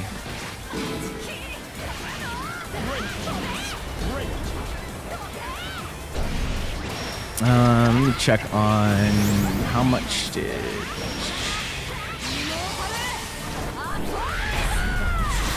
Okay, yeah. Oh no.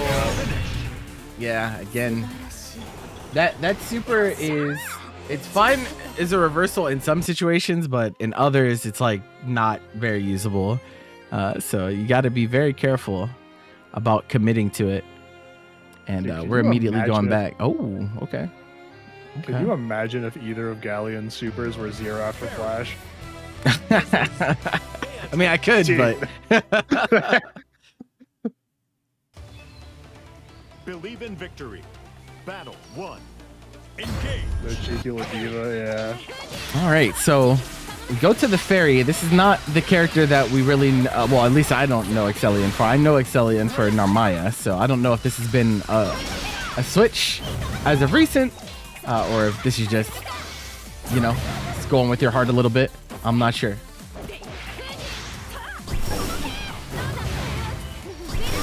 Okay, unhand view.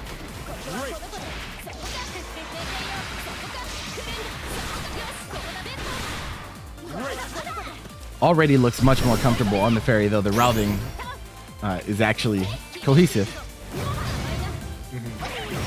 Oh, nice. Oh dear. Here with the close heavy. Delta Clock not quite going to regenerate in time, but it's here for the next hit if Trevoni is able to find it. Oh, the Iago effect. Oh, no. All the crystals down the drain. The youth Thunderbird hitbox is so huge, but the super on the 6XM. If you lose that round, if Xseleon loses that round, it's such a mental guard break. Spending all 3 of your crystals and then just dying afterwards, being wrong on like a bust out super, it's like, yeah, hard to recover from, but it gets the round. The notable difference that Xseleon had there between, I feel like, we usually see that scenario with Iago, is with Iago, it's like 3 Brave counters into immediate SBA, no hesitation.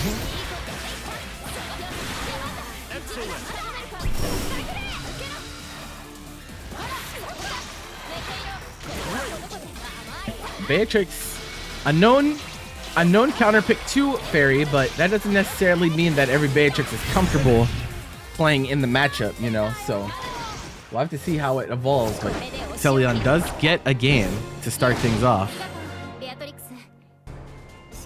Ferry definitely has to go out of her way to cover the ground. Has to be very deliberate about pressing those like 2Ms, 2Us to stuff out riding free attempts.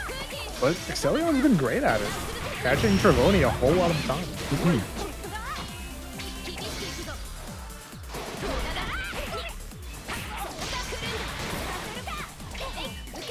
Oh, that first one was definitely unsafe spacing, but still fine. Plus frames. And very important to establish that throw threat. Throw the GG set as well.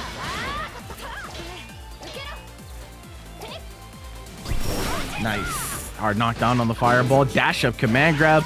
Delta Clock now a threat. Just lets it rip though, and that is a change on Beatrix. Now it's -8 instead of -6. So those YOLO riding frees much less effective than they used to be, especially now that only the first hit is low. Battle 2. And with the change to that frame data as well as Ferry's jab, no matter the range that Ferry blocks that at, she can guarantee a punish for herself now, which is huge.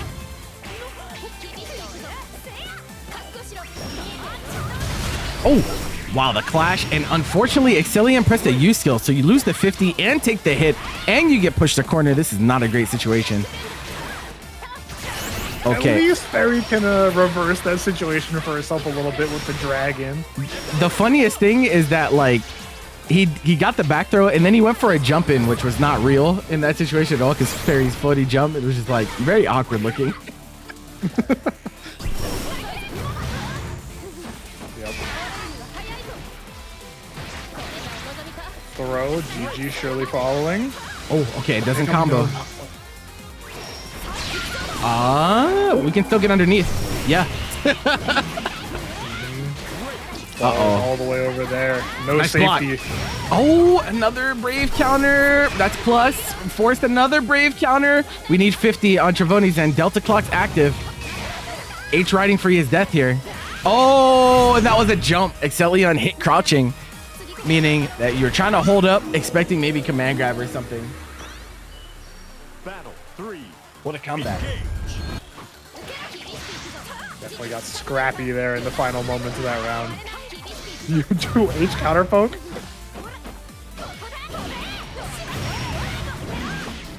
Oh no, missed the butt. Yeah, that happens sometimes. Sometimes you miss the you press a button while you're in the you're outside of the buffer window on the skill, so you end up not getting the button, but the special still comes out because you inputted it.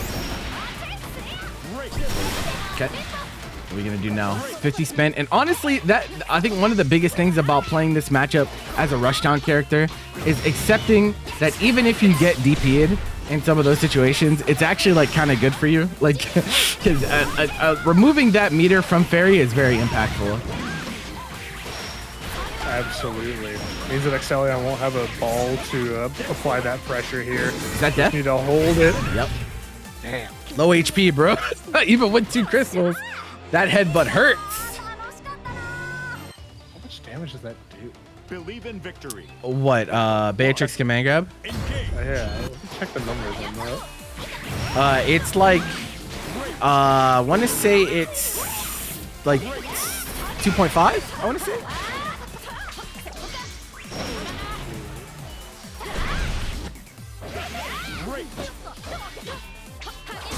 Oh, the clash. It is 2.5. It is 2.5. I know how to call him. Let's go.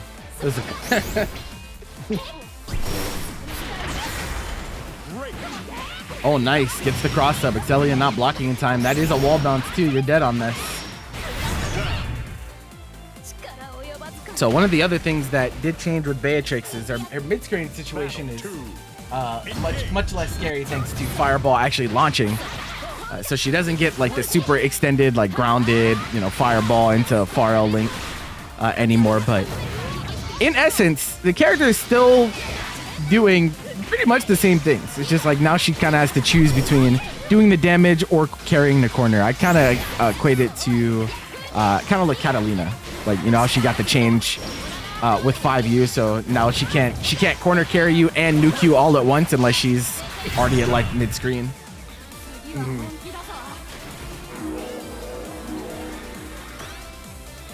Battle 3. Engage. Fariatron rounds to say, hey, I'm letting it rip. Where you jumping to? Plus. Command grabs are working out in a huge way for Trevoni. Oh my god, the hit confirm. That command grab doing double duty as they got the Delta clock.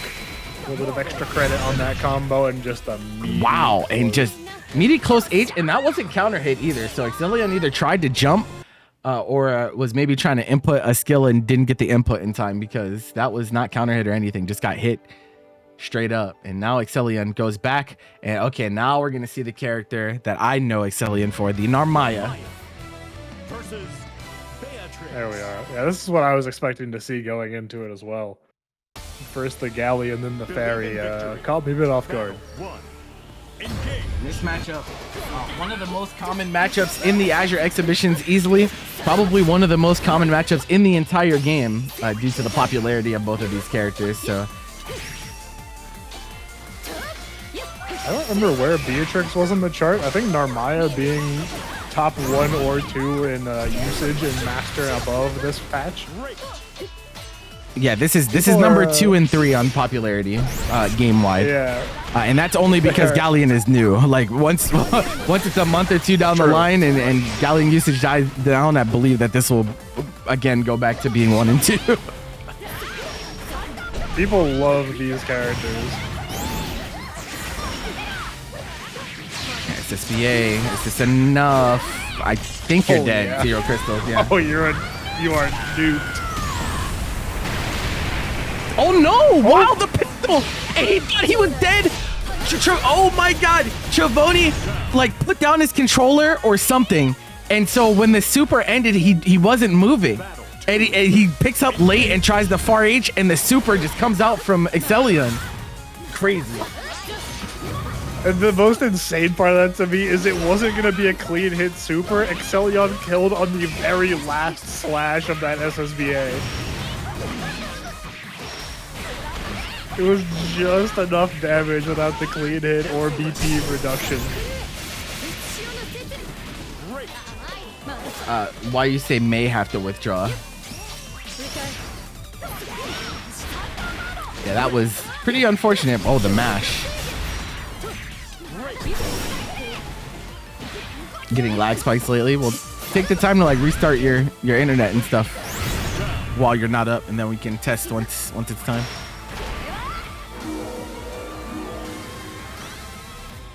Battle 3.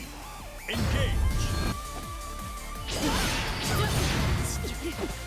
Beat up the router, true. I mean, some of y'all be kicking that shit, bro. I see some of you with how many lag allegations there are, bro. You guys' routers have been treated very, very harshly. It is out of hand, man.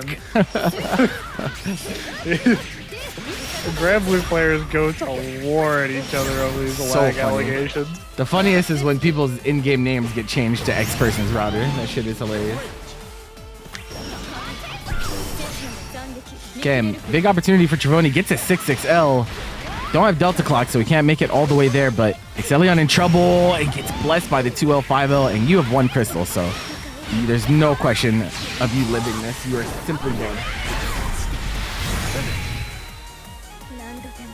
There it is. Bit of a tough blessing there for Xseleon. Trevoni catapulting themselves up to 5-1.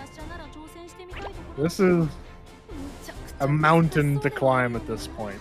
If Xseleon had won that match 4-2, not terrible. That's pretty doable. 5-1 feels like a break point where it is incredibly difficult to come back from.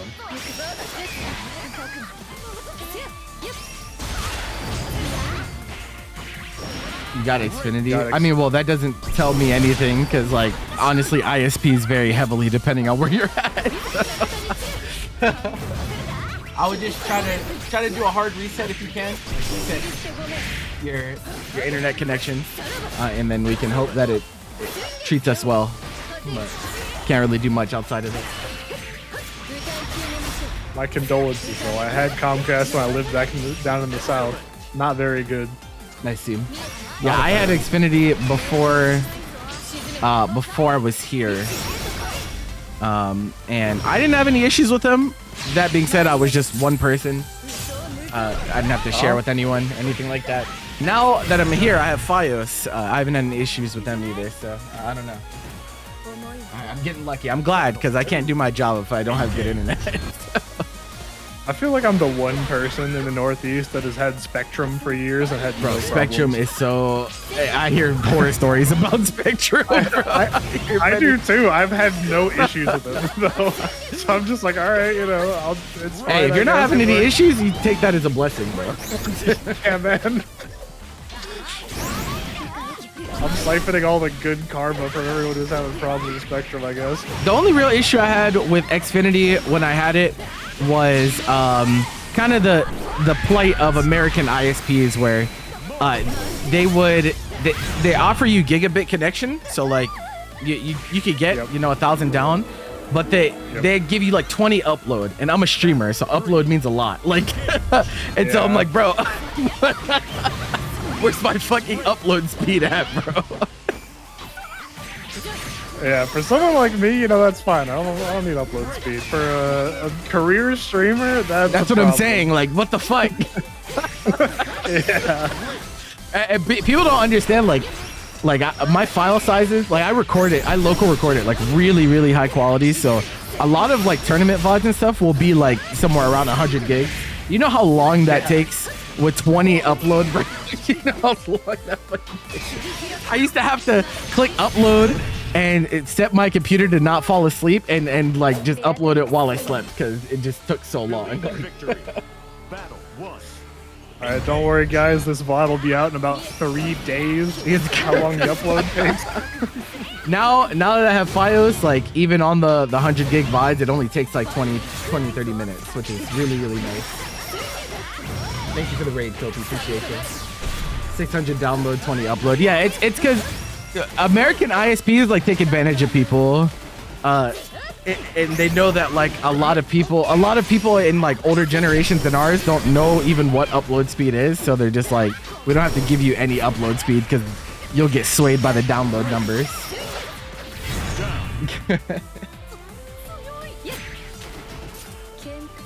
Thanks for playing, Kopi. Appreciate you. That's my guy right there. Shout out, Kopi. Oh, okay.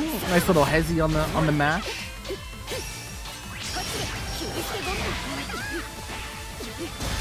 Trevoni down to 1 BP now. This is getting dicey for him, especially as Xseleon approaches SBA threshold. Average grandma doesn't really need upload. It's not about them themselves though, but like people have families, right? So like if you're like the kid of someone who doesn't know what's going on, and they're like, yeah, we'll give you 5 uploads. It's like, good luck doing anything, bro. Believe in victory. Battle 1. Engage.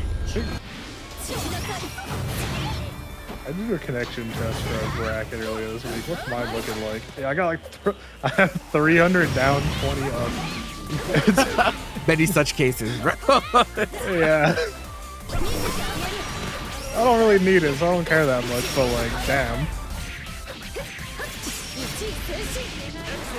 I have friends from Korea that they hear about American ISPs and they're in like disbelief, bro. It's so funny. Dude.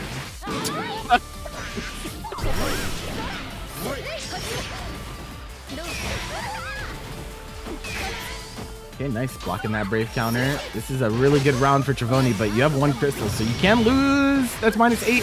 Doesn't even take the punish, just get the throw. And then the Raging Strike check. That's the consequences of sitting there on 1 VP, not being able to react to the Raging Strike as well. Tragedy.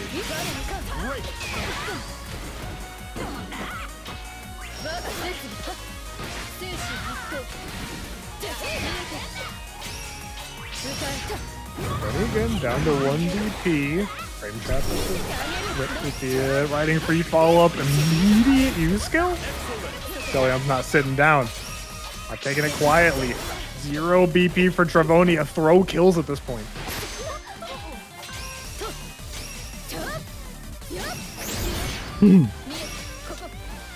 Oh, okay. I like that patience actually from Trevoni. Still waiting for the opportune moment.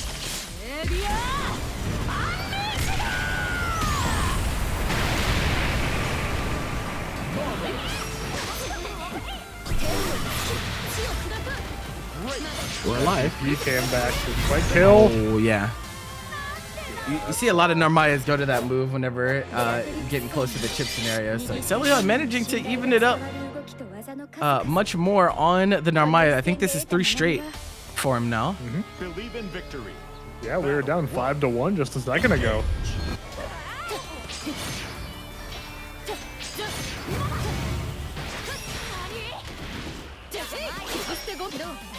Galleon said, alright man, look, I got down a little bit rocking the Ferry, rocking the Galleon. I gotta make up for lost time. True. It's getting crazy out here. Takes the cross up. Yeah, and that's a lot of this craziness has been expedited by Trevoni. Spending a lot of BP, getting a little bit antsy there with the far H's too. Yeah, trying to steal those turns. That's the thing. Like sometimes, you know, you just got to give up the turn Battle 2. so you can be ready for something. Like you would have been able to anti-air that flip that led to his death if he didn't hard commit to the far H after.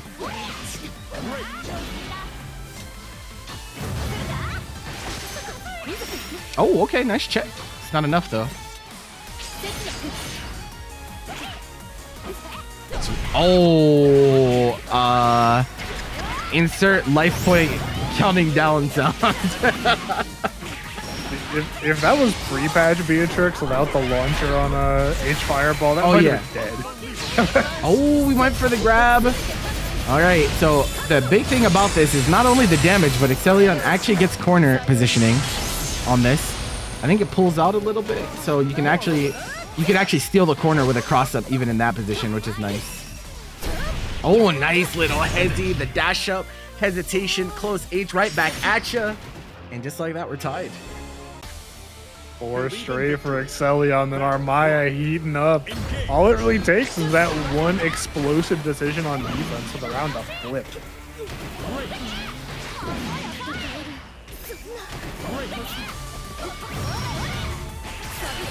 Narm SBA swap inside.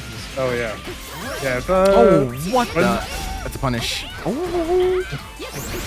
There we go. Awkward. Throw protection. Okay. Yep. 2+ on it. Nice challenge. Far H spacing. We're gonna make it to 100 here too. Easy.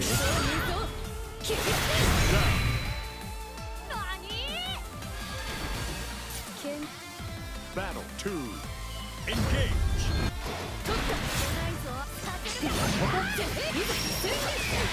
Tried to get for a reset. Xseleon knew they weren't quite close enough to make anything substantial happen off that touch.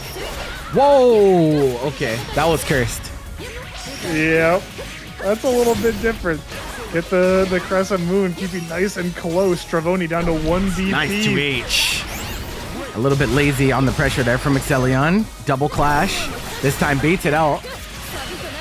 And that should be enough with basketball combo. Oh, yeah.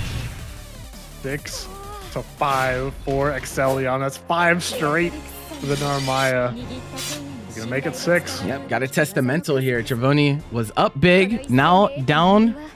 Has to find a way to make the adjustment to climb back into this set. You're not too far away from the finish line, but Xseleon has been very consistent these last 5 games. Believe in victory. Battle 1. Engage. The punishment from Xseleon in these last few games have been huge. The number of counter hits, the amount of extra damage value that they've gotten from Trevoni's zealousness on the DP spends. Yeah, we're already seeing a little bit of an adjustment from Trevoni. Xseleon has been mashing on back tech mid-screen. We see the Meaty 6XL to put a stop to that from Trevoni. And you don't want to take those Meaty 6XLs from Beatrix. You want to make this character work for her hits. If she doesn't have to work for her hits, then the damage is just going to be too much to contend with. Just a little bit too far there for Xseleon. Yeah. -4. Trying to steal a turn. Plus, gets no escape mashing, bro. You were out super plus there too because you air blocked it. Oh my god, the triple. We are not trying to block. Allegedly. What? You were plus, bro.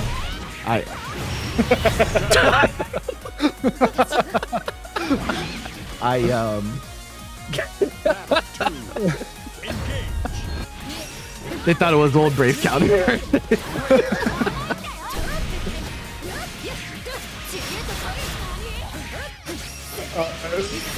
That in the past, though, is Trevoni losing 50%. That DP that went wide. Tough situation. This corner trap, Xseleon's been getting a lot of those corner trap situations the last few games. Trevoni having a hell of a time fighting. Nice catch. Okay, catches the dash startup with U transient. Nice break. Delta clock active. You gotta be really careful about committing to things like Setsuna in neutral. It has a lot of recovery, and Delta clock again, like I said, it'll clear you out if you're not too careful. Chip point. Oh, but doesn't get it. Can we spot dodge in time? No. Committed to the 2M. Xseleon taking some really high risk options here. Yeah, immediate super. Expecting that Trevoni would try and press out in that kind of last ditch scenario. Oh, late on the anti-air, and unfortunately that puts him into the corner as well. Xseleon spending a crystal there when it wasn't that necessary, but could work out. Gets the counter hit, another crystal spent. I'm worried, bro, because yeah, you have this advantage, but if Beatrix hits you, it's gonna even up real quick. 2H? Oh my god, help. Yeah, no BP now. Beatrix has Delta Clock on. The equalizer is ready. Oh, I think that was an anti-air attempt and got the wrong version. Xseleon will take it. I saw the vision, but sometimes you're just a frame or two late, and that's all it takes.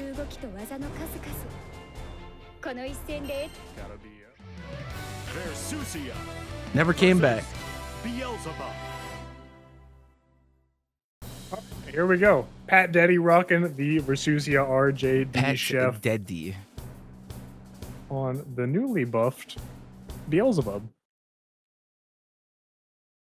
Been seeing a lot of rumblings about Beelzebub this patch. People are thinking he's pretty damn good now. He was already good, bro. I keep telling people. That's he true. was already good. He I blame was already Hava. good. This is all Hava's fault. This is all The fucking Hava's propagandist. fault, bro. This fucking guy.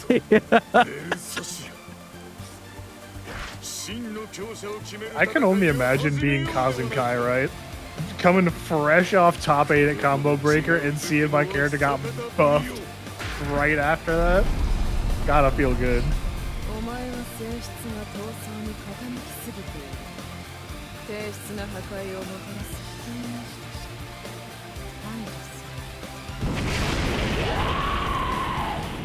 Believe in victory. Battle 1. It's raining. Engage. All right, so RJ been entering the last few exhibitions. Has had some mixed results. Has had some good wins. Have had some tough losses, and that's really what it's all about. So we'll see how he performs. Pat Daddy, it's been a long time since we've seen him in the exhibitions, and hopefully his internet holds up is what we're really hoping for.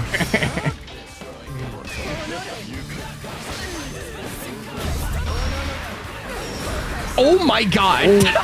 The far HH going through even on whiff, stuffing out I'm the not karma. stuck with you. You're stuck with me. Are you sure you want to pull me in close? And then if you insist. Bro, next patch, that's how they're gonna buff versus the far HH. It's just the fucking lariat.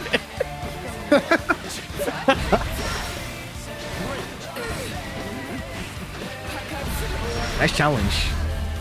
So Versusia, again, like kind of getting the cat treatment, right?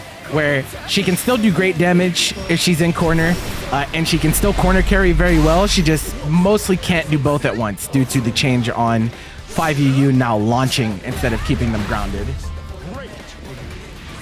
Would you have a lot of the new routing though with the double lariats that I've seen, allowing for some pretty efficient corner carry? I think it's the medium one is the one that goes up. Being able to link into far M into H lariat. Also, my favorite change on this character, bro, M Fireball. M Fireball on this character is so cool now. Instead of it being the norm, like where it like slows down in front of people, it speeds up as it goes. So like actually gives her some very interesting neutral structures because the fireballs just serve different purposes. M Pillar is also demonic this patch. Yeah, true.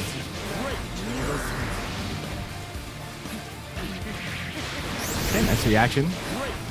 Okay, no rolling allowed. Grabs out of Larry. Shadow stepping to get tossed. Wait, that whiffed? Yeah, that was pretty unfortunate. What? Uh-oh. Oh, but wasn't ready with the route. So Beelzebub does get some new routing on close stage counter hit nowadays, but RJ, I think, didn't expect for that situation to play out the way it did, so. Counter hit, not blocking the toes.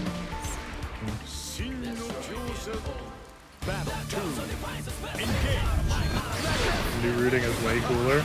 Both of these characters, new rooting, are so cool. They took your side swaps this patch. That's true, but look, she'll be just fine.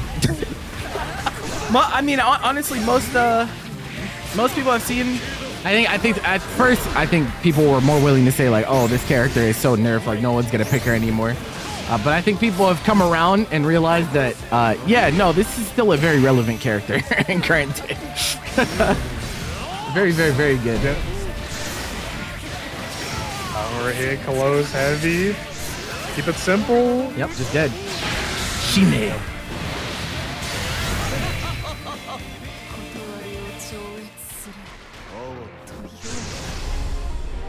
Slight nerfs, panic. Yeah, I feel like in the case of Versusia, it's one of those where on paper, people were reading the patch notes and saying, "Oh, she got toned down pretty substantially." And then once people really got their hands on the compensation changes she got, they're like, "Oh, maybe that's not too bad." She's almost better. I think I've heard that from a few people. I think I saw Raven also posting a similar thing. I mean, I think she's worse, like not by much, is how I'm feeling. I don't think that, like, I think a lot of people had her like undeniably top 1 last patch. Don't think that's the case, but like, I don't think it matters.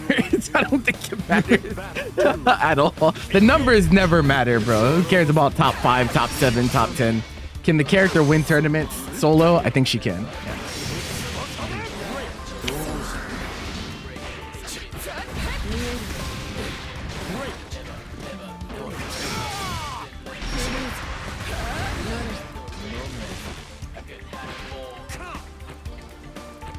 Oh, we're scrambling, bro.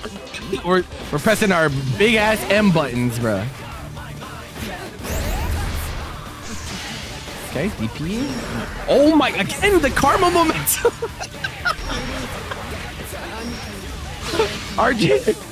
RJ just thinking, hey, bro, I gotta stop pressing this move, bro. It's so fun. Versusia, because of her dash acceleration, tends to have a shorter, like, instant 6XL than most. RJD making up for that flaw entirely by using the karma, giving Versusia like a normal 6XL interaction. Yeah, I think they also changed her acceleration a little bit this past patch as well. But yeah, Lancer, there was a good amount of Lucilius yesterday, so you should check that out. That was wait, who won that? That was Pat Daddy, right? Chat, I'm sorry, I looked away. I was looking at chat. My bad, bro. I heard Lucilius and I got distracted. My interest is peaked. I will simply check the VOD. They changed her dash attacks, but not her acceleration. Got it. Okay. Yeah, I remember reading the patch notes and being like, I think her 6XL is gonna be better this patch, which is really nice for her. But it wasn't. Obviously, you don't really understand the full scope of buffs until you see them in action, you know. Yup, H pillar, baby. Nerfed a little bit, but still incredibly potent. Battle 2. Engage. Come from Relink, Lucius. If you had viewed Granblue about 6 months ago, I think most players would consider Versus Lucy at that time to be a pretty good corollary to Relink Lucy. 1.50 Lucilius was a demon. It's actually 2-1 for RJ. There we go.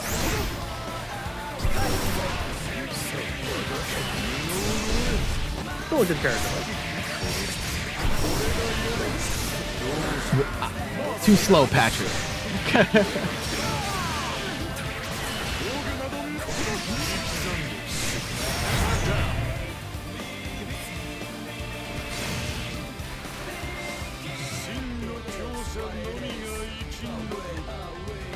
Battle 3.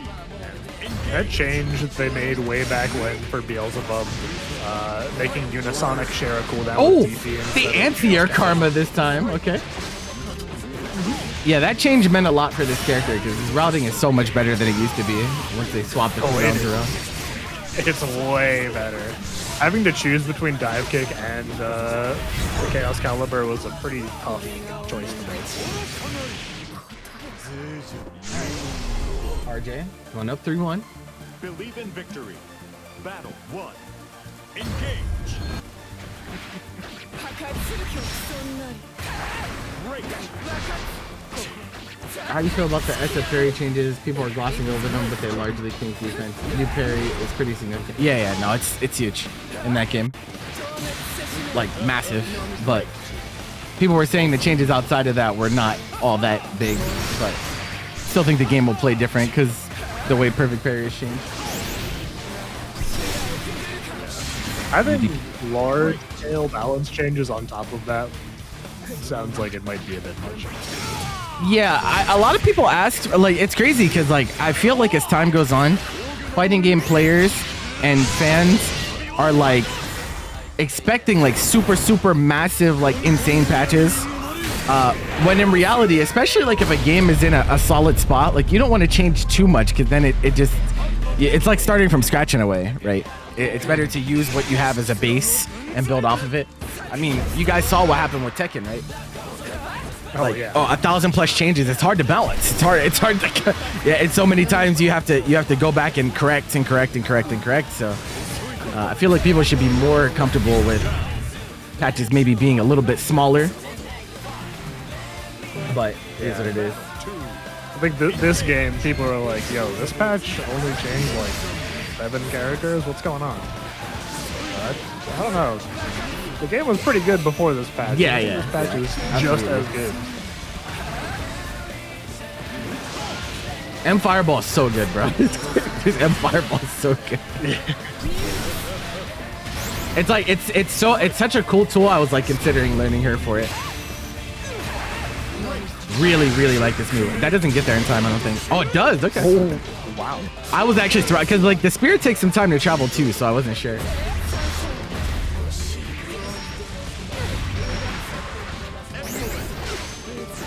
Quite enough meter to cancel into the SBA for the kill there.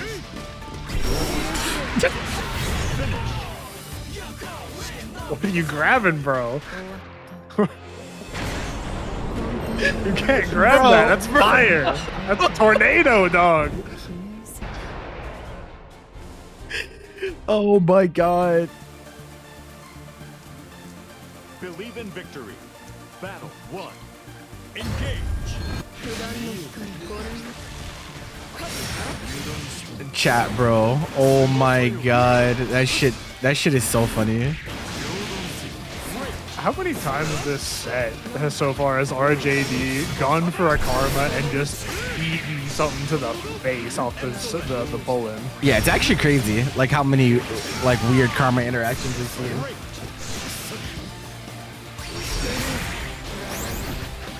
Follow up?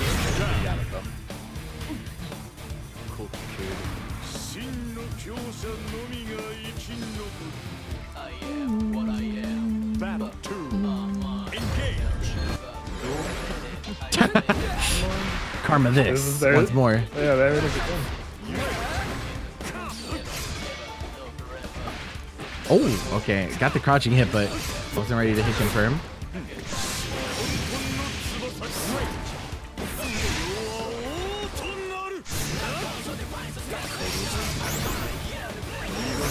Oh, okay, this time we get him on the roll.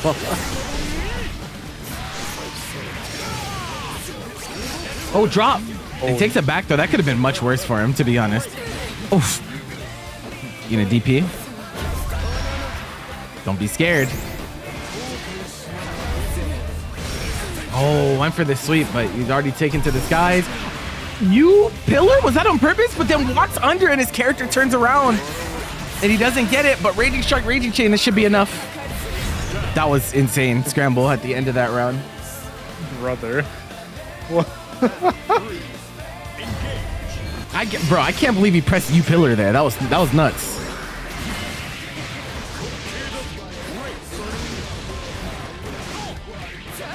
That feels like it had to be a misinput TP, right? Yeah, I'm thinking so.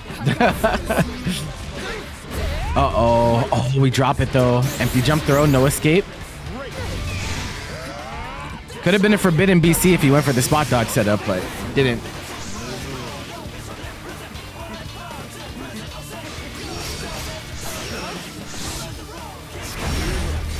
Okay, we get the dive kick. We have meter available too. And this should be a kill if we don't drop. Oh no, he overextended though. Bro, I was there.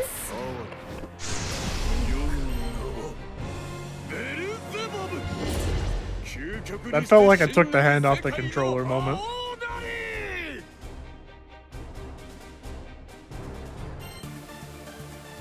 RJ, so all part of the plan? Yeah, okay. keep it rolling. You're not fooling me, bro. Keep it pushing. You're not fooling me. Battle 1. You might fool them. You're not fooling me.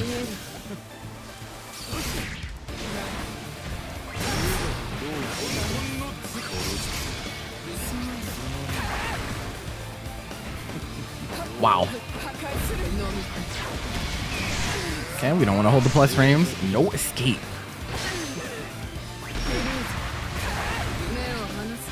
And fireball, bro. Damn, he did dash up to it, bro. He was trying to read his soul, but... Oh, the whiff punish with the Unisonic? It's gonna be lethal, Will. Yep, dead. Say goodbye. Beelzebub.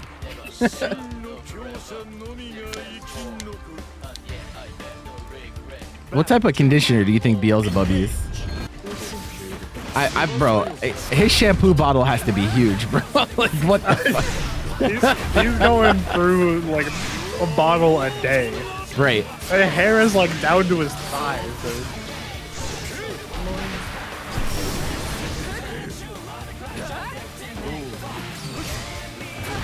Okay. Oh, I like that idea. Trying to get the far H on the whiff dive kick, but wasn't close enough.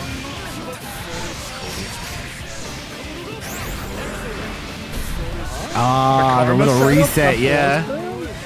Fat Daddy wasn't sure. Like, it was like one of those situations where you're unsure if it's plus or minus. You press just to check.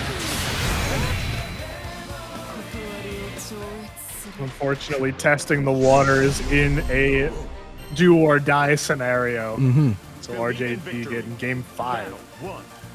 Engage.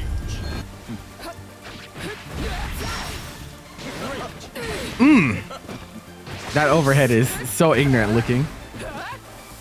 The 6-6M. Yeah. She really puts her whole leg behind She it. stomps the shit out of you, bro.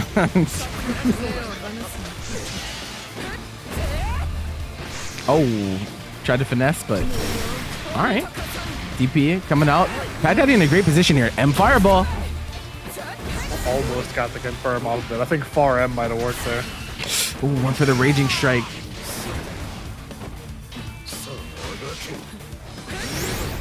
Uh-oh, getting pushed to the corner here. Dive kick on cooldown for a while though, so. Okay, chip. Tried it. Ooh, it's scary. Okay, not on chip point yet. Don't DP, bro. Don't DP.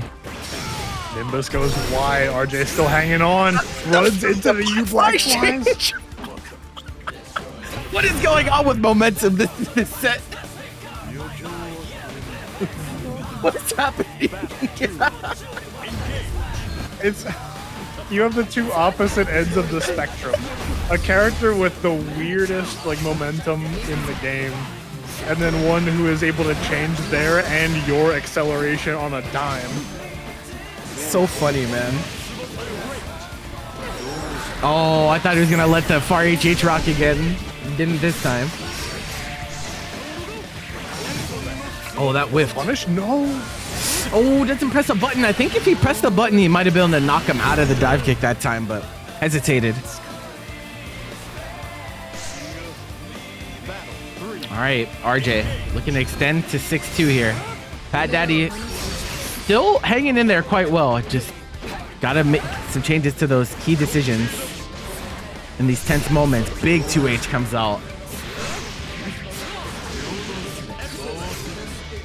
right, Khalil. Now we're nearing the end of this set. We haven't seen an anthem yet. True. You think we're gonna get one? To win this set, I think he'll go for it.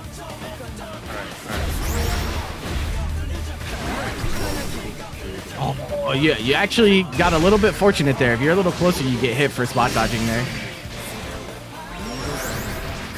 Okay, get the throw. You're gonna bait? No, back throw. No punish. There's the anthem. There's no way a bum player goes an entire first set without using anthem. He's listening to the stream and he didn't know that. He forgot that he had it until we said something.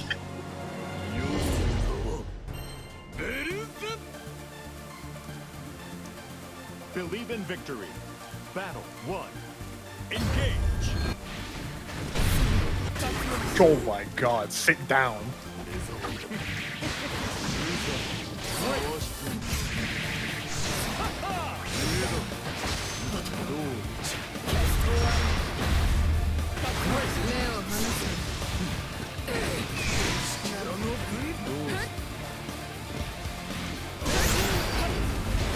Okay, got the area to wear. Tried to stuff out what may have been an attempted unisonic. Covering all the bases there, I like it. That is -4 now. It used to be plus.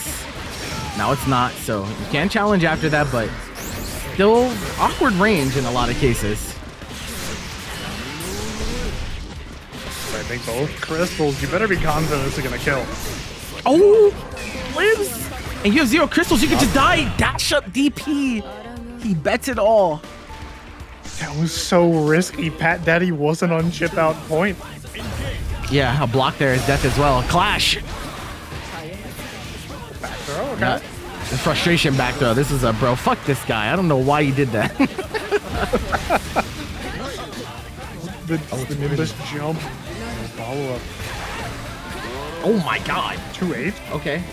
And actually managed to block that JL, but put into such a weird situation afterward. Oh, RJD had the most. He had the most like going for a stroll jump arc there. Yeah. Don't mind me, just casual walking by with the JL. Nice chase on the backward movement. Spends a crystal early. We make it to 100 here. Wait, does Link work from this route? It does. Okay. I was like, that looks a little low. I'm not sure. It's not enough. It's not enough. Oh, bro. They're like, oh, he's teabagging now. He's buffering Nimbus, but the challenge. RJ went for magic for meaty 2H of all things. And Eddie's staying alive. Huh? What? Okay. He rolled? That was cursed.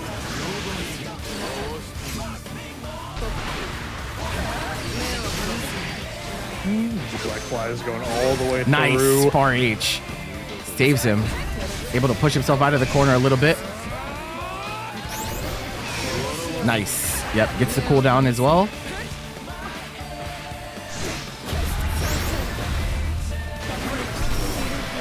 Plus frames. Spot dodge from RJ. Yeah, Pat Daddy's shown that 6XM a lot of times after the U pillar. Uh-oh, this could be a lot of damage. It's a kill, I think. It's SBA. Oh, it's so close. It's one crystal. He might be dead. He might be dead. He might be dead. Yeah. He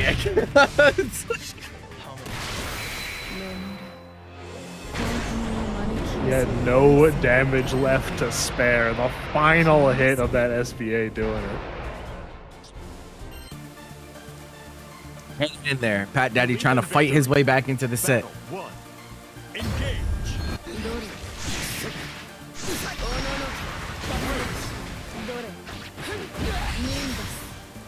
Also, courtesy reminder to anyone out there that might be considering playing in CNS today. Sign-ups close in 3 minutes, so don't get caught slipping. Yep, on the unblockable coming through. No crystals on Chef, and he gets mixed. The jump in falling to the other side. He's not ready to switch his block in time. Bro, his crystals evaporated, bro. Where did they go? Two. Engage.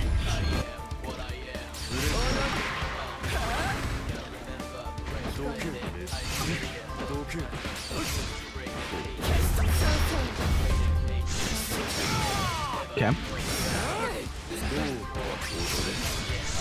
Yes, frame trap with the 66H. And he uses his plus frames to just get that 5U. But unfortunately, you're still in the corner.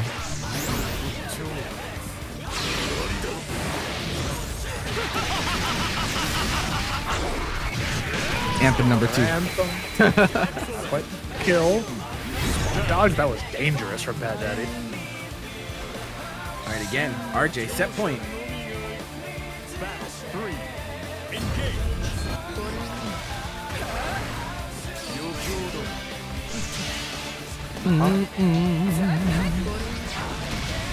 Plus frames, not gonna do the guard cancels, Chef.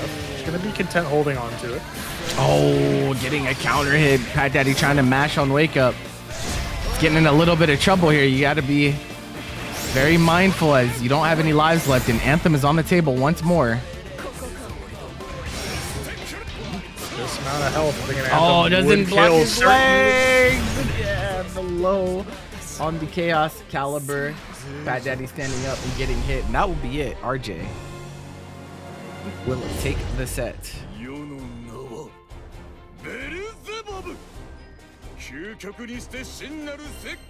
Our last set of the day, more Beelzebub. Last call for bets, ladies and gentlemen. Beelzebub.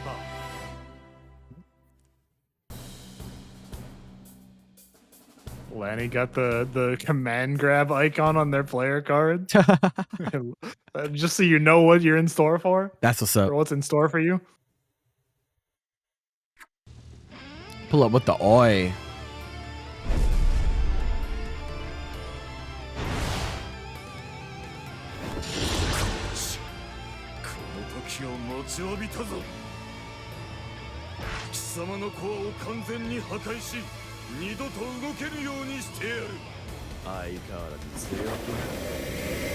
Bro, these two interacting is so funny because like Beelzebub is so mad at him all the time, and Belial just be trolling, bro. Victory. Battle 1. This is literally, Bubs is like, I fucking hate you. Bro, I fucking hate I wish this you would guy. go and die. And Belial just turns out like, oh, you want to fuck me so bad. Right. He's like, oh, you know you love me. That's what Belial's whole beat.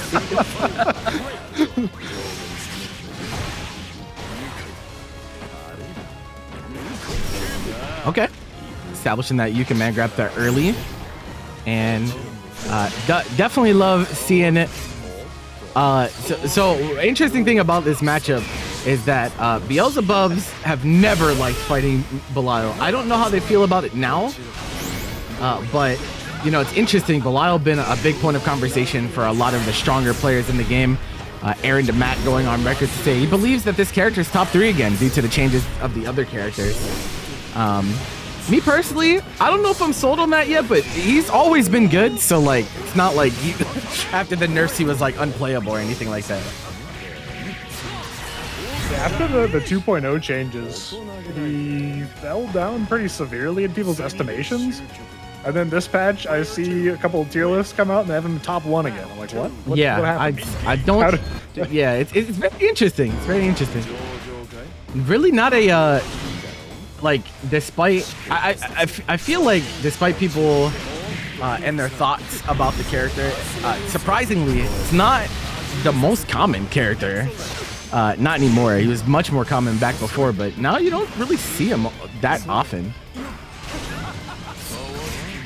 He's definitely played, but like, I don't know if it's because of tournament players, like they get bored and they want to do something else, but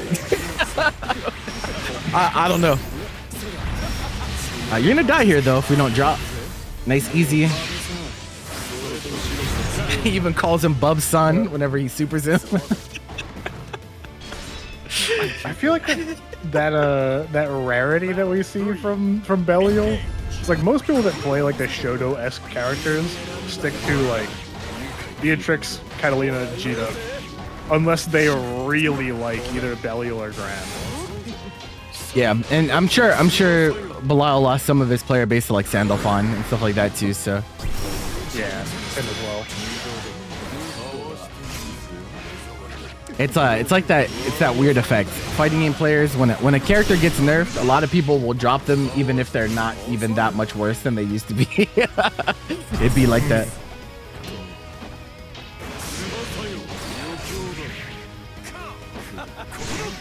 Okay, sweep the legs. Oh, okay. Doesn't save jab in time. Nice. You command grab. We're going for a little bit of finesse. Jump? Yeah, I think that was a throw bait attempt because a lot of people probably autopilot throw tech after that side switch. Oh my god, bro. That move is so good. I am a believer in Belial 66H. It's actually crazy. Ooh. I've been telling people, man, 66H is a really good move. We're not dead. Oh, okay, this could be trouble. Looking for you, Karma? No, it doesn't do it. I'm surprised. Wait, Asmodeus, get over here. I am so surprised to not see you, Karma, from Coffee in that situation. At least for the knowledge check, because a lot of the time, if you do it in the right way, they have to brave counter to get through the Karma, and a lot of people aren't ready to do that. Believe in victory. Battle 1. Engage. Tav? Big Tav fan. What's up, bro? Shoto players do be habitual hoppers. Yeah, it's because we have a buffet in this game, honestly. Like, we have so many options for Shotos. we just get to pick whatever the fuck we want, bro. So Bose. The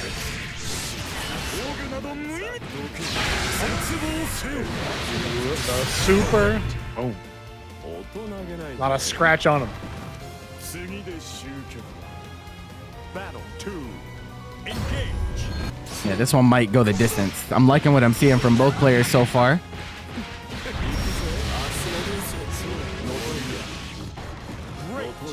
Plus frames.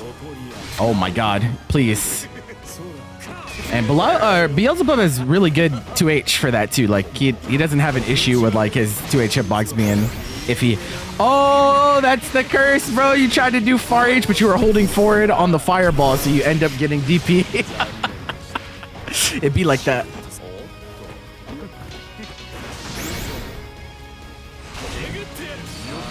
Again. Yup. Sage. Beautiful at range. Okay, Oh, no. that was actually awkward. Coffee comes out on top. Lanny's pressing. No super expenditure from Coffee, keeping the meter. SSB is available if they get a hit. Anthem is available if they want to get cheeky with it. Oh my, yo, from down. I mean, Lanny put it in their player card. Like, we can't, you know. Yep. We saw it. Coffee was aware. It should have Coffee been. paying attention? You think there's a setting to disable charge moves? Yeah, but neither. I don't think Beelzebub doesn't have any charge moves, right? No, Belial doesn't. Correct. I don't think he has any charge moves.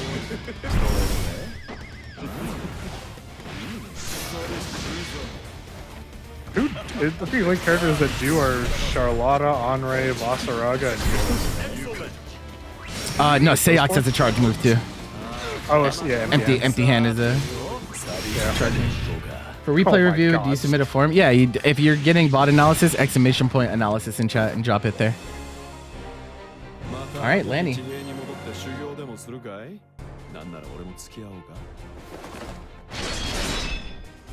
Some potential connection fluctuations, it seems. This game makes Belial command grab look broken. It's like a fine command grab. The real threat of it comes backed up with all the rest of the tools Belial has in his kit. Truing. He sits there pressuring you for ages, and you just want to hold down back because you're like, I don't know what else to do. And then he has a command grab, so once you got comfortable holding down back, he said, all right, stop that. You learned recently that Vasaraga has a charge move. Yeah, no, the input change is very impactful on Vasaraga. You can actually 6XL with Vasaraga now, kind of.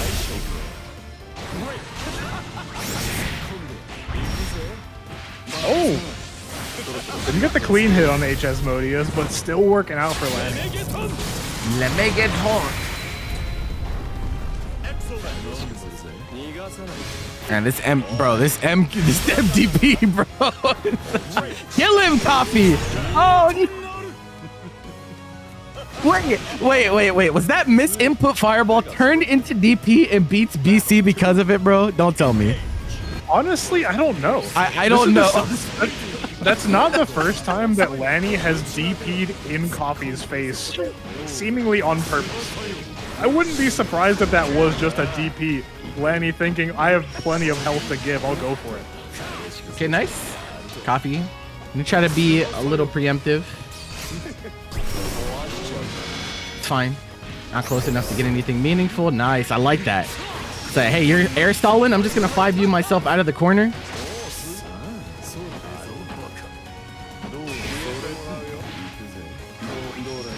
No confirm. One. No, I saw the stutter there that time. Yeah. Oh, that one's tough.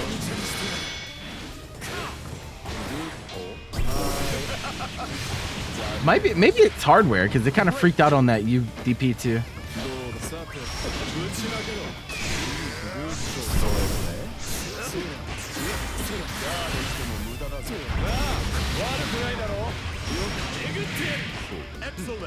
No resources to spend, just gonna keep it meaty.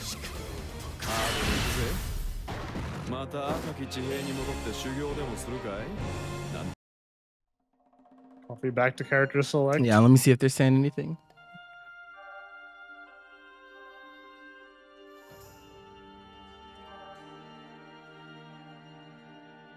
Nothing yet.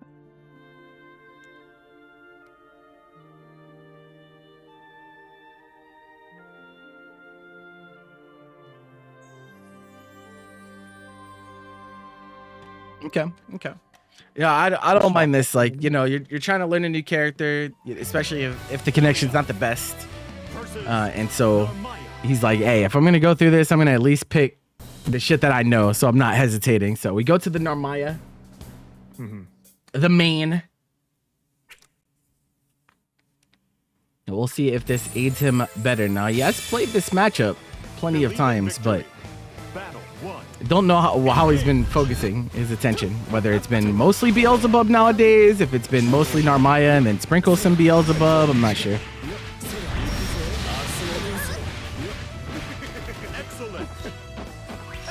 We're out of there. Yep. Okay. Sniff it out. Good look. You hit me with it about 7 times in the past 3 games. That's enough. Yeah. Fool me 14 Gotta calm times. down. Shame on me. Yeah. You're on cooldown. Oh, never mind. Well, There's number 15. the worst part about getting hit by that move is, you like pretty much always get refund. So like, it's like, bro, now you have to deal with it again. Like, Yeah. oh, okay. Outspaces the 66H. We're gonna DP. Chip point threatened from Copy. Getting there. It's not a punish. +4 DP. I like that. I like that. Battle 2. Engage. I know you're gonna try to take advantage of those plus frames, my friend. Keep on the 6XL block. Alright. Okay. Yep.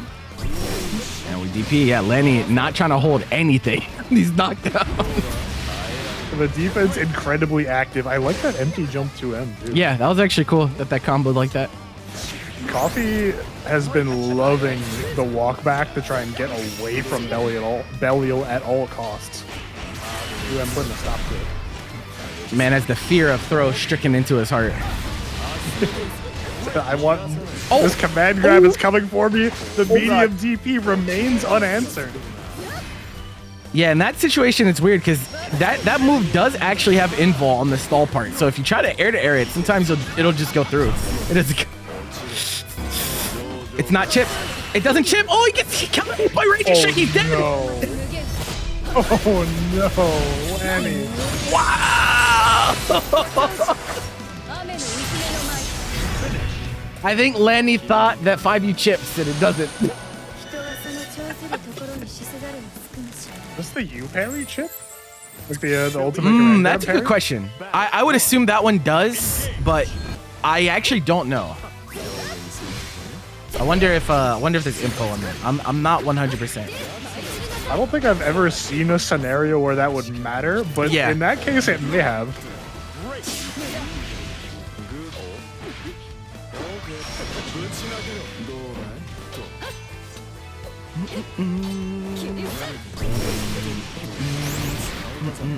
Get off me.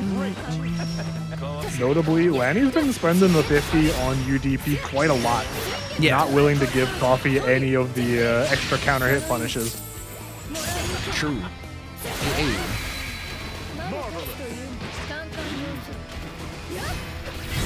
Ah, yes, the classic.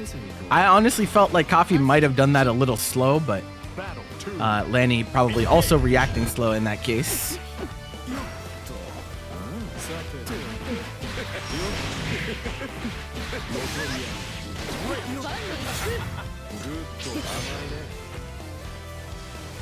Wiki got nothing on whether Ultimate Basu chips or not. Unfortunate.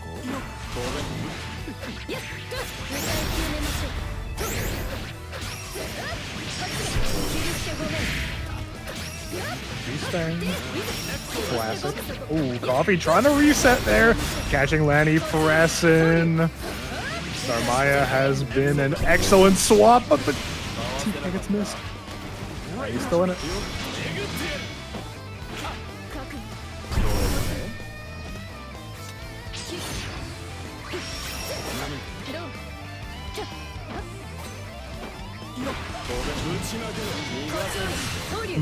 Oh no.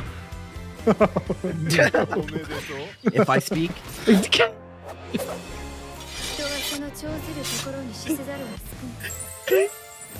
Believe in victory. Battle 1. Granblue Fantasy versus bro. Rising. Man, the game we played, bro. Rising moments, bro. It be like that. Alas.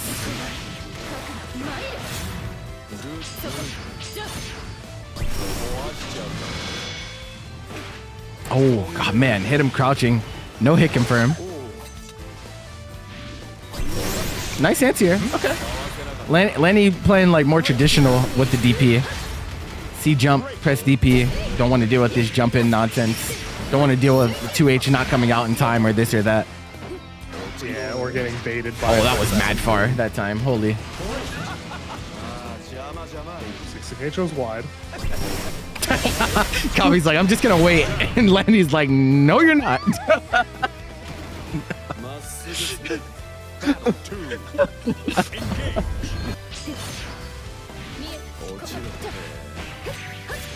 Coffee, let Lanny put the sign on the player card for your convenience. True. The command grabs ahead, beware. Oh, this is a big damage cash out. Coffee trying to go for the max damage, but the pushback, he only gets one hit of close H from there. Yoink. Surprised that landed the command grab instead of the parry.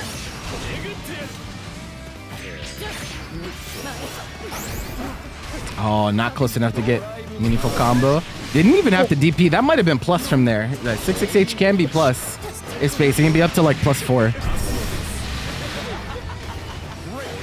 Oh, just eats the jump in, but uh-oh. Coffee getting scrambled a little bit here. It might be decision queuing here. DP. No! Gets behind the Brave counter. Outspaces you, Asmo. That's a lot of meter down for it. And into the H festival. He's not on chip point either. No, Coffee. Oh.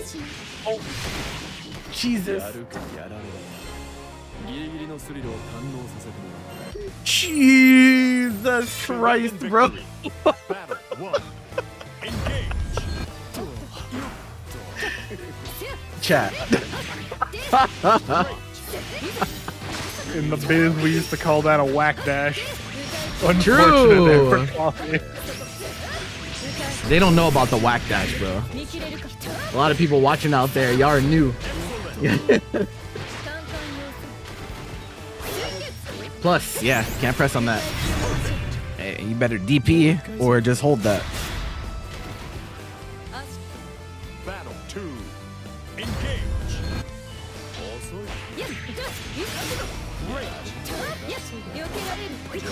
Okay.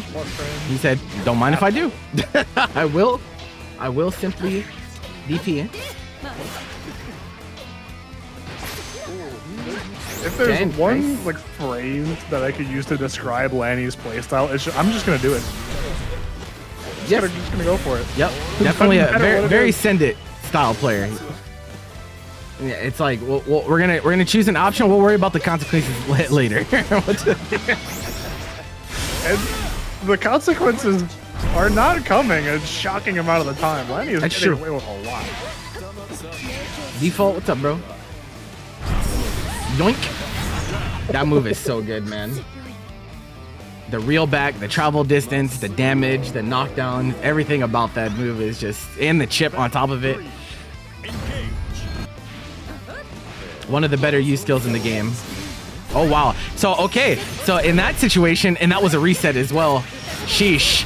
But in that situation, if you ever look at Narmaya's hitbox and hurtbox on close H in that stance, it's actually like non-existent. She like doesn't have a hurtbox. It's like complete disjoint. So even though Copy went for close H and the DP came out, it just doesn't hit her because there's like no hurtbox. She just stays in the same place. It doesn't extend at all. Kagura at close age is messed up. Yeah, it's a messed up move.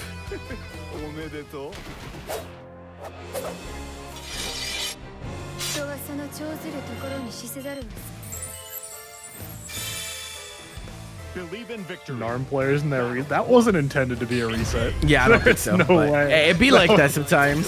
You gotta make do with the situation that gets handed to you. And these two are scrapping at this point. Hopefully the connection is stabilizing for them, but we're just gonna fight through. And they're matching each other's freak is what's going on right now. The speed of gameplay. They're both just trying to go fast. Wow. Where are you That's going? that's not even frame 1, by the way. So 3. Or at least it's yeah. I think it's 3 because it's the same as Ferry. All right, same as 5U. They're both 3 frames. Yeah. Which isn't a long time, but can be relevant.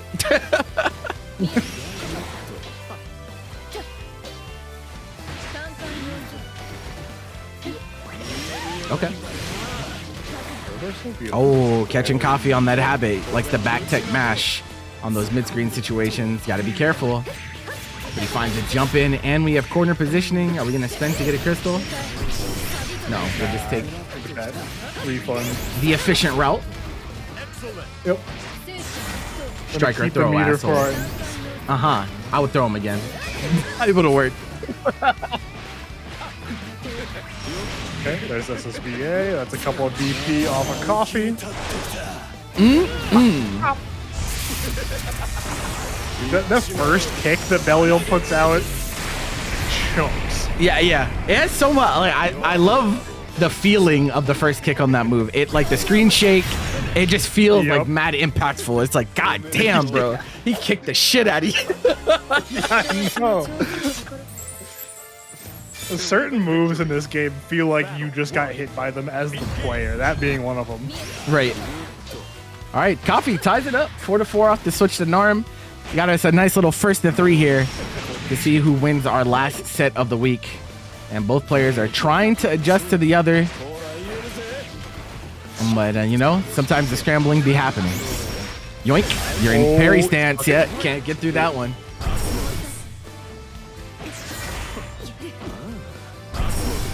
So yeah, one thing I'm noticing on Lanny is post U Asmo tends to go for the far H, and I think what's actually scarier is like establishing the threat of like U Asmo into 6XL, especially because like at that distance, it is actually, you could do it in a way that you are not in the unblockable portion of your dash. You know what I mean?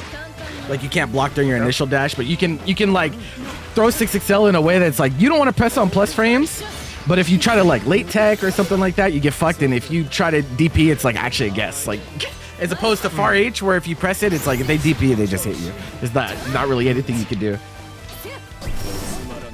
-4. No throw punishes on these, by the way. And Coffee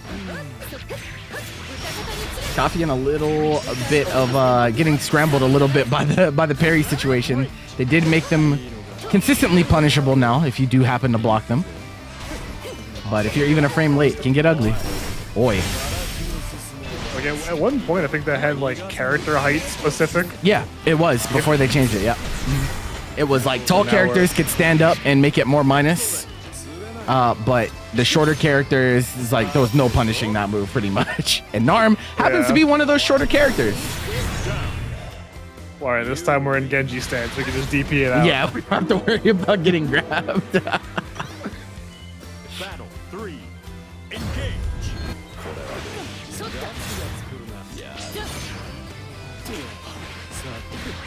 Kind of surprised that we haven't seen any 6XMs from Lanny. Like a lot of Belial players like to mix that in occasionally as an alternative to 6XL. Oh no. Oh god. Drops the combo though. Okay, it's getting a little ugly at the end of this game. Tries to get the throw. Coffee's out of there. DP comes out. He gets corner positioning here too. No, the pilot throw. He was. That is definitely just like a. I'm just gonna mash throw and hope that it works out for me because the takeoff from Lanny was so early, right? Like it was so early. It was like I don't think he was really threatening throw that well. But that autopilot gets you in trouble. Lanny reclaims the lead. 5-4. I think that's the first game that they've won since they switched to Narm, right? I think they won one. Did they win 4-1 when they swapped? 4-0 maybe? I can't remember. But it's been a minute. Yeah. It's been a minute. Oh, nice. Actually gets him. And so, yeah. So, like I said, it does have invul on the stall part. But if you do a JL, since JLs are active the entire time until you hit the ground, usually you'll still hit him out of it.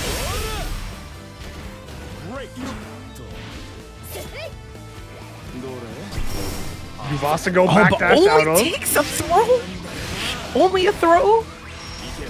I get it. You don't want to be unsure, but like, man, that's a lot of recovery that he experiences on that whiff. And especially Coffee had full resources. Lanny was only 2 BT down, could have stripped the rest of that and had a massive momentum swing. True. His counter hits on these Setsunas. If I were Coffee, I would keep Setsunaing, bro. You're getting a lot of damage on it. Coffee goes for the reset. Go into Kagura. Yeah, it's okay. Oh, early enough. Yep. Getting thrown at a command grab has got to be one of the worst feelings. Yep, can't safe jump that. Whenever I throw a Vera player out of 5U, I feel like the best. You command grab interactions, and Lanny goes for non-metered command grab. Now listen. Now listen.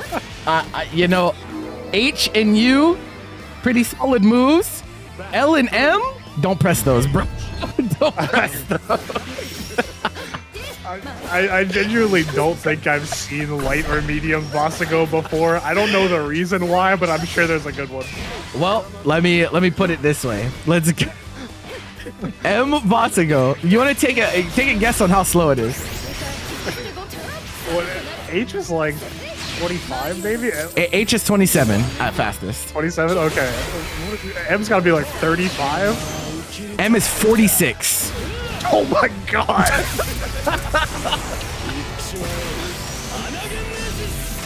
The L version is 34. But Jesus, man. That's why you don't see L or M command from Belial.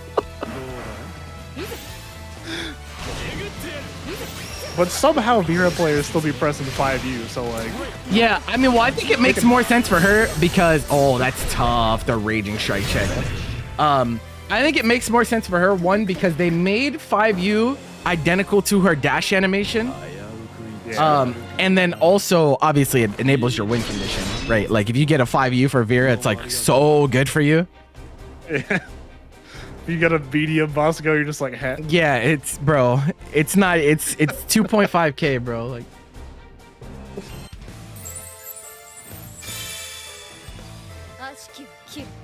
Believe in victory. Battle All right, one. potential Coffee, last get out game. of- Lenny, yeah, get coffee in chat. People always in chat. Right? That's my stream classic at this point. People typing during bro. It was way more in Dragon Ball though. They used to do that shit all the time. Dragon, it was out of control. Yeah, it was actually nuts. It was between rounds for Cali Mac. Yeah, and Cater like. Oh. Yeah, I'm noticing Coffee trying to lean into backdash a lot more this set, and the problem with that is that Belial JH is one of the longest jump-in buttons in the game. You will absolutely get hit out of your backdash if he commits to it. This is not enough, I don't think. Oh, it is? Wow. I thought combo limit would have kicked in one button earlier. All right. Lanny, 1 round away. Okay.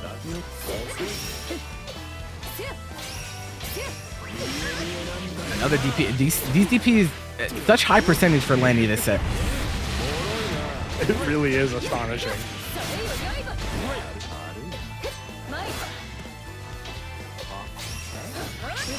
Coffee's got to keep up the pressure, but Yep, don't we need overextend more here. than that. We've seen the pressure, and we get the hit. There we go. Yeah, and in those situations, it's so important to not overextend on your offense. Because that can get you in trouble really quickly. No Raging Strike. Coffee? I don't know if you tried to do a move that was on cooldown or what, but just Raging Strike, bro. Battle 3. All right, Coffee trying to extend the set. 1 round away. Lanny, 1 round away from sealing this up. Reset here? No, just take the knockdown. Oh, okay. Nice. Gets the throw bait. This is a great position for Coffee. You got to look out for DP, though. Huge hit. Yep. Counter, 100 meter on deck. We're going to go into the refund? No, neither. Okay. Got to smell a reversal coming here soon. What's it going to be? Button. That's not the reversal any of us were expecting. You lost to go far enough. Plus, okay, force the brave counter. Don't DP. Oh my god, that move just catches backdash so well. The empty jump. The empty jump 2M. Getting the brave counter bait. Lenny will take the set. Beautiful stuff. Throughout that entire set, Lanny had laser focus on catching Coffee's backdashes. Was with the JHs, the empty jump 2Ms, the US Modius as well, all really hidden. Lenny said that they were from California.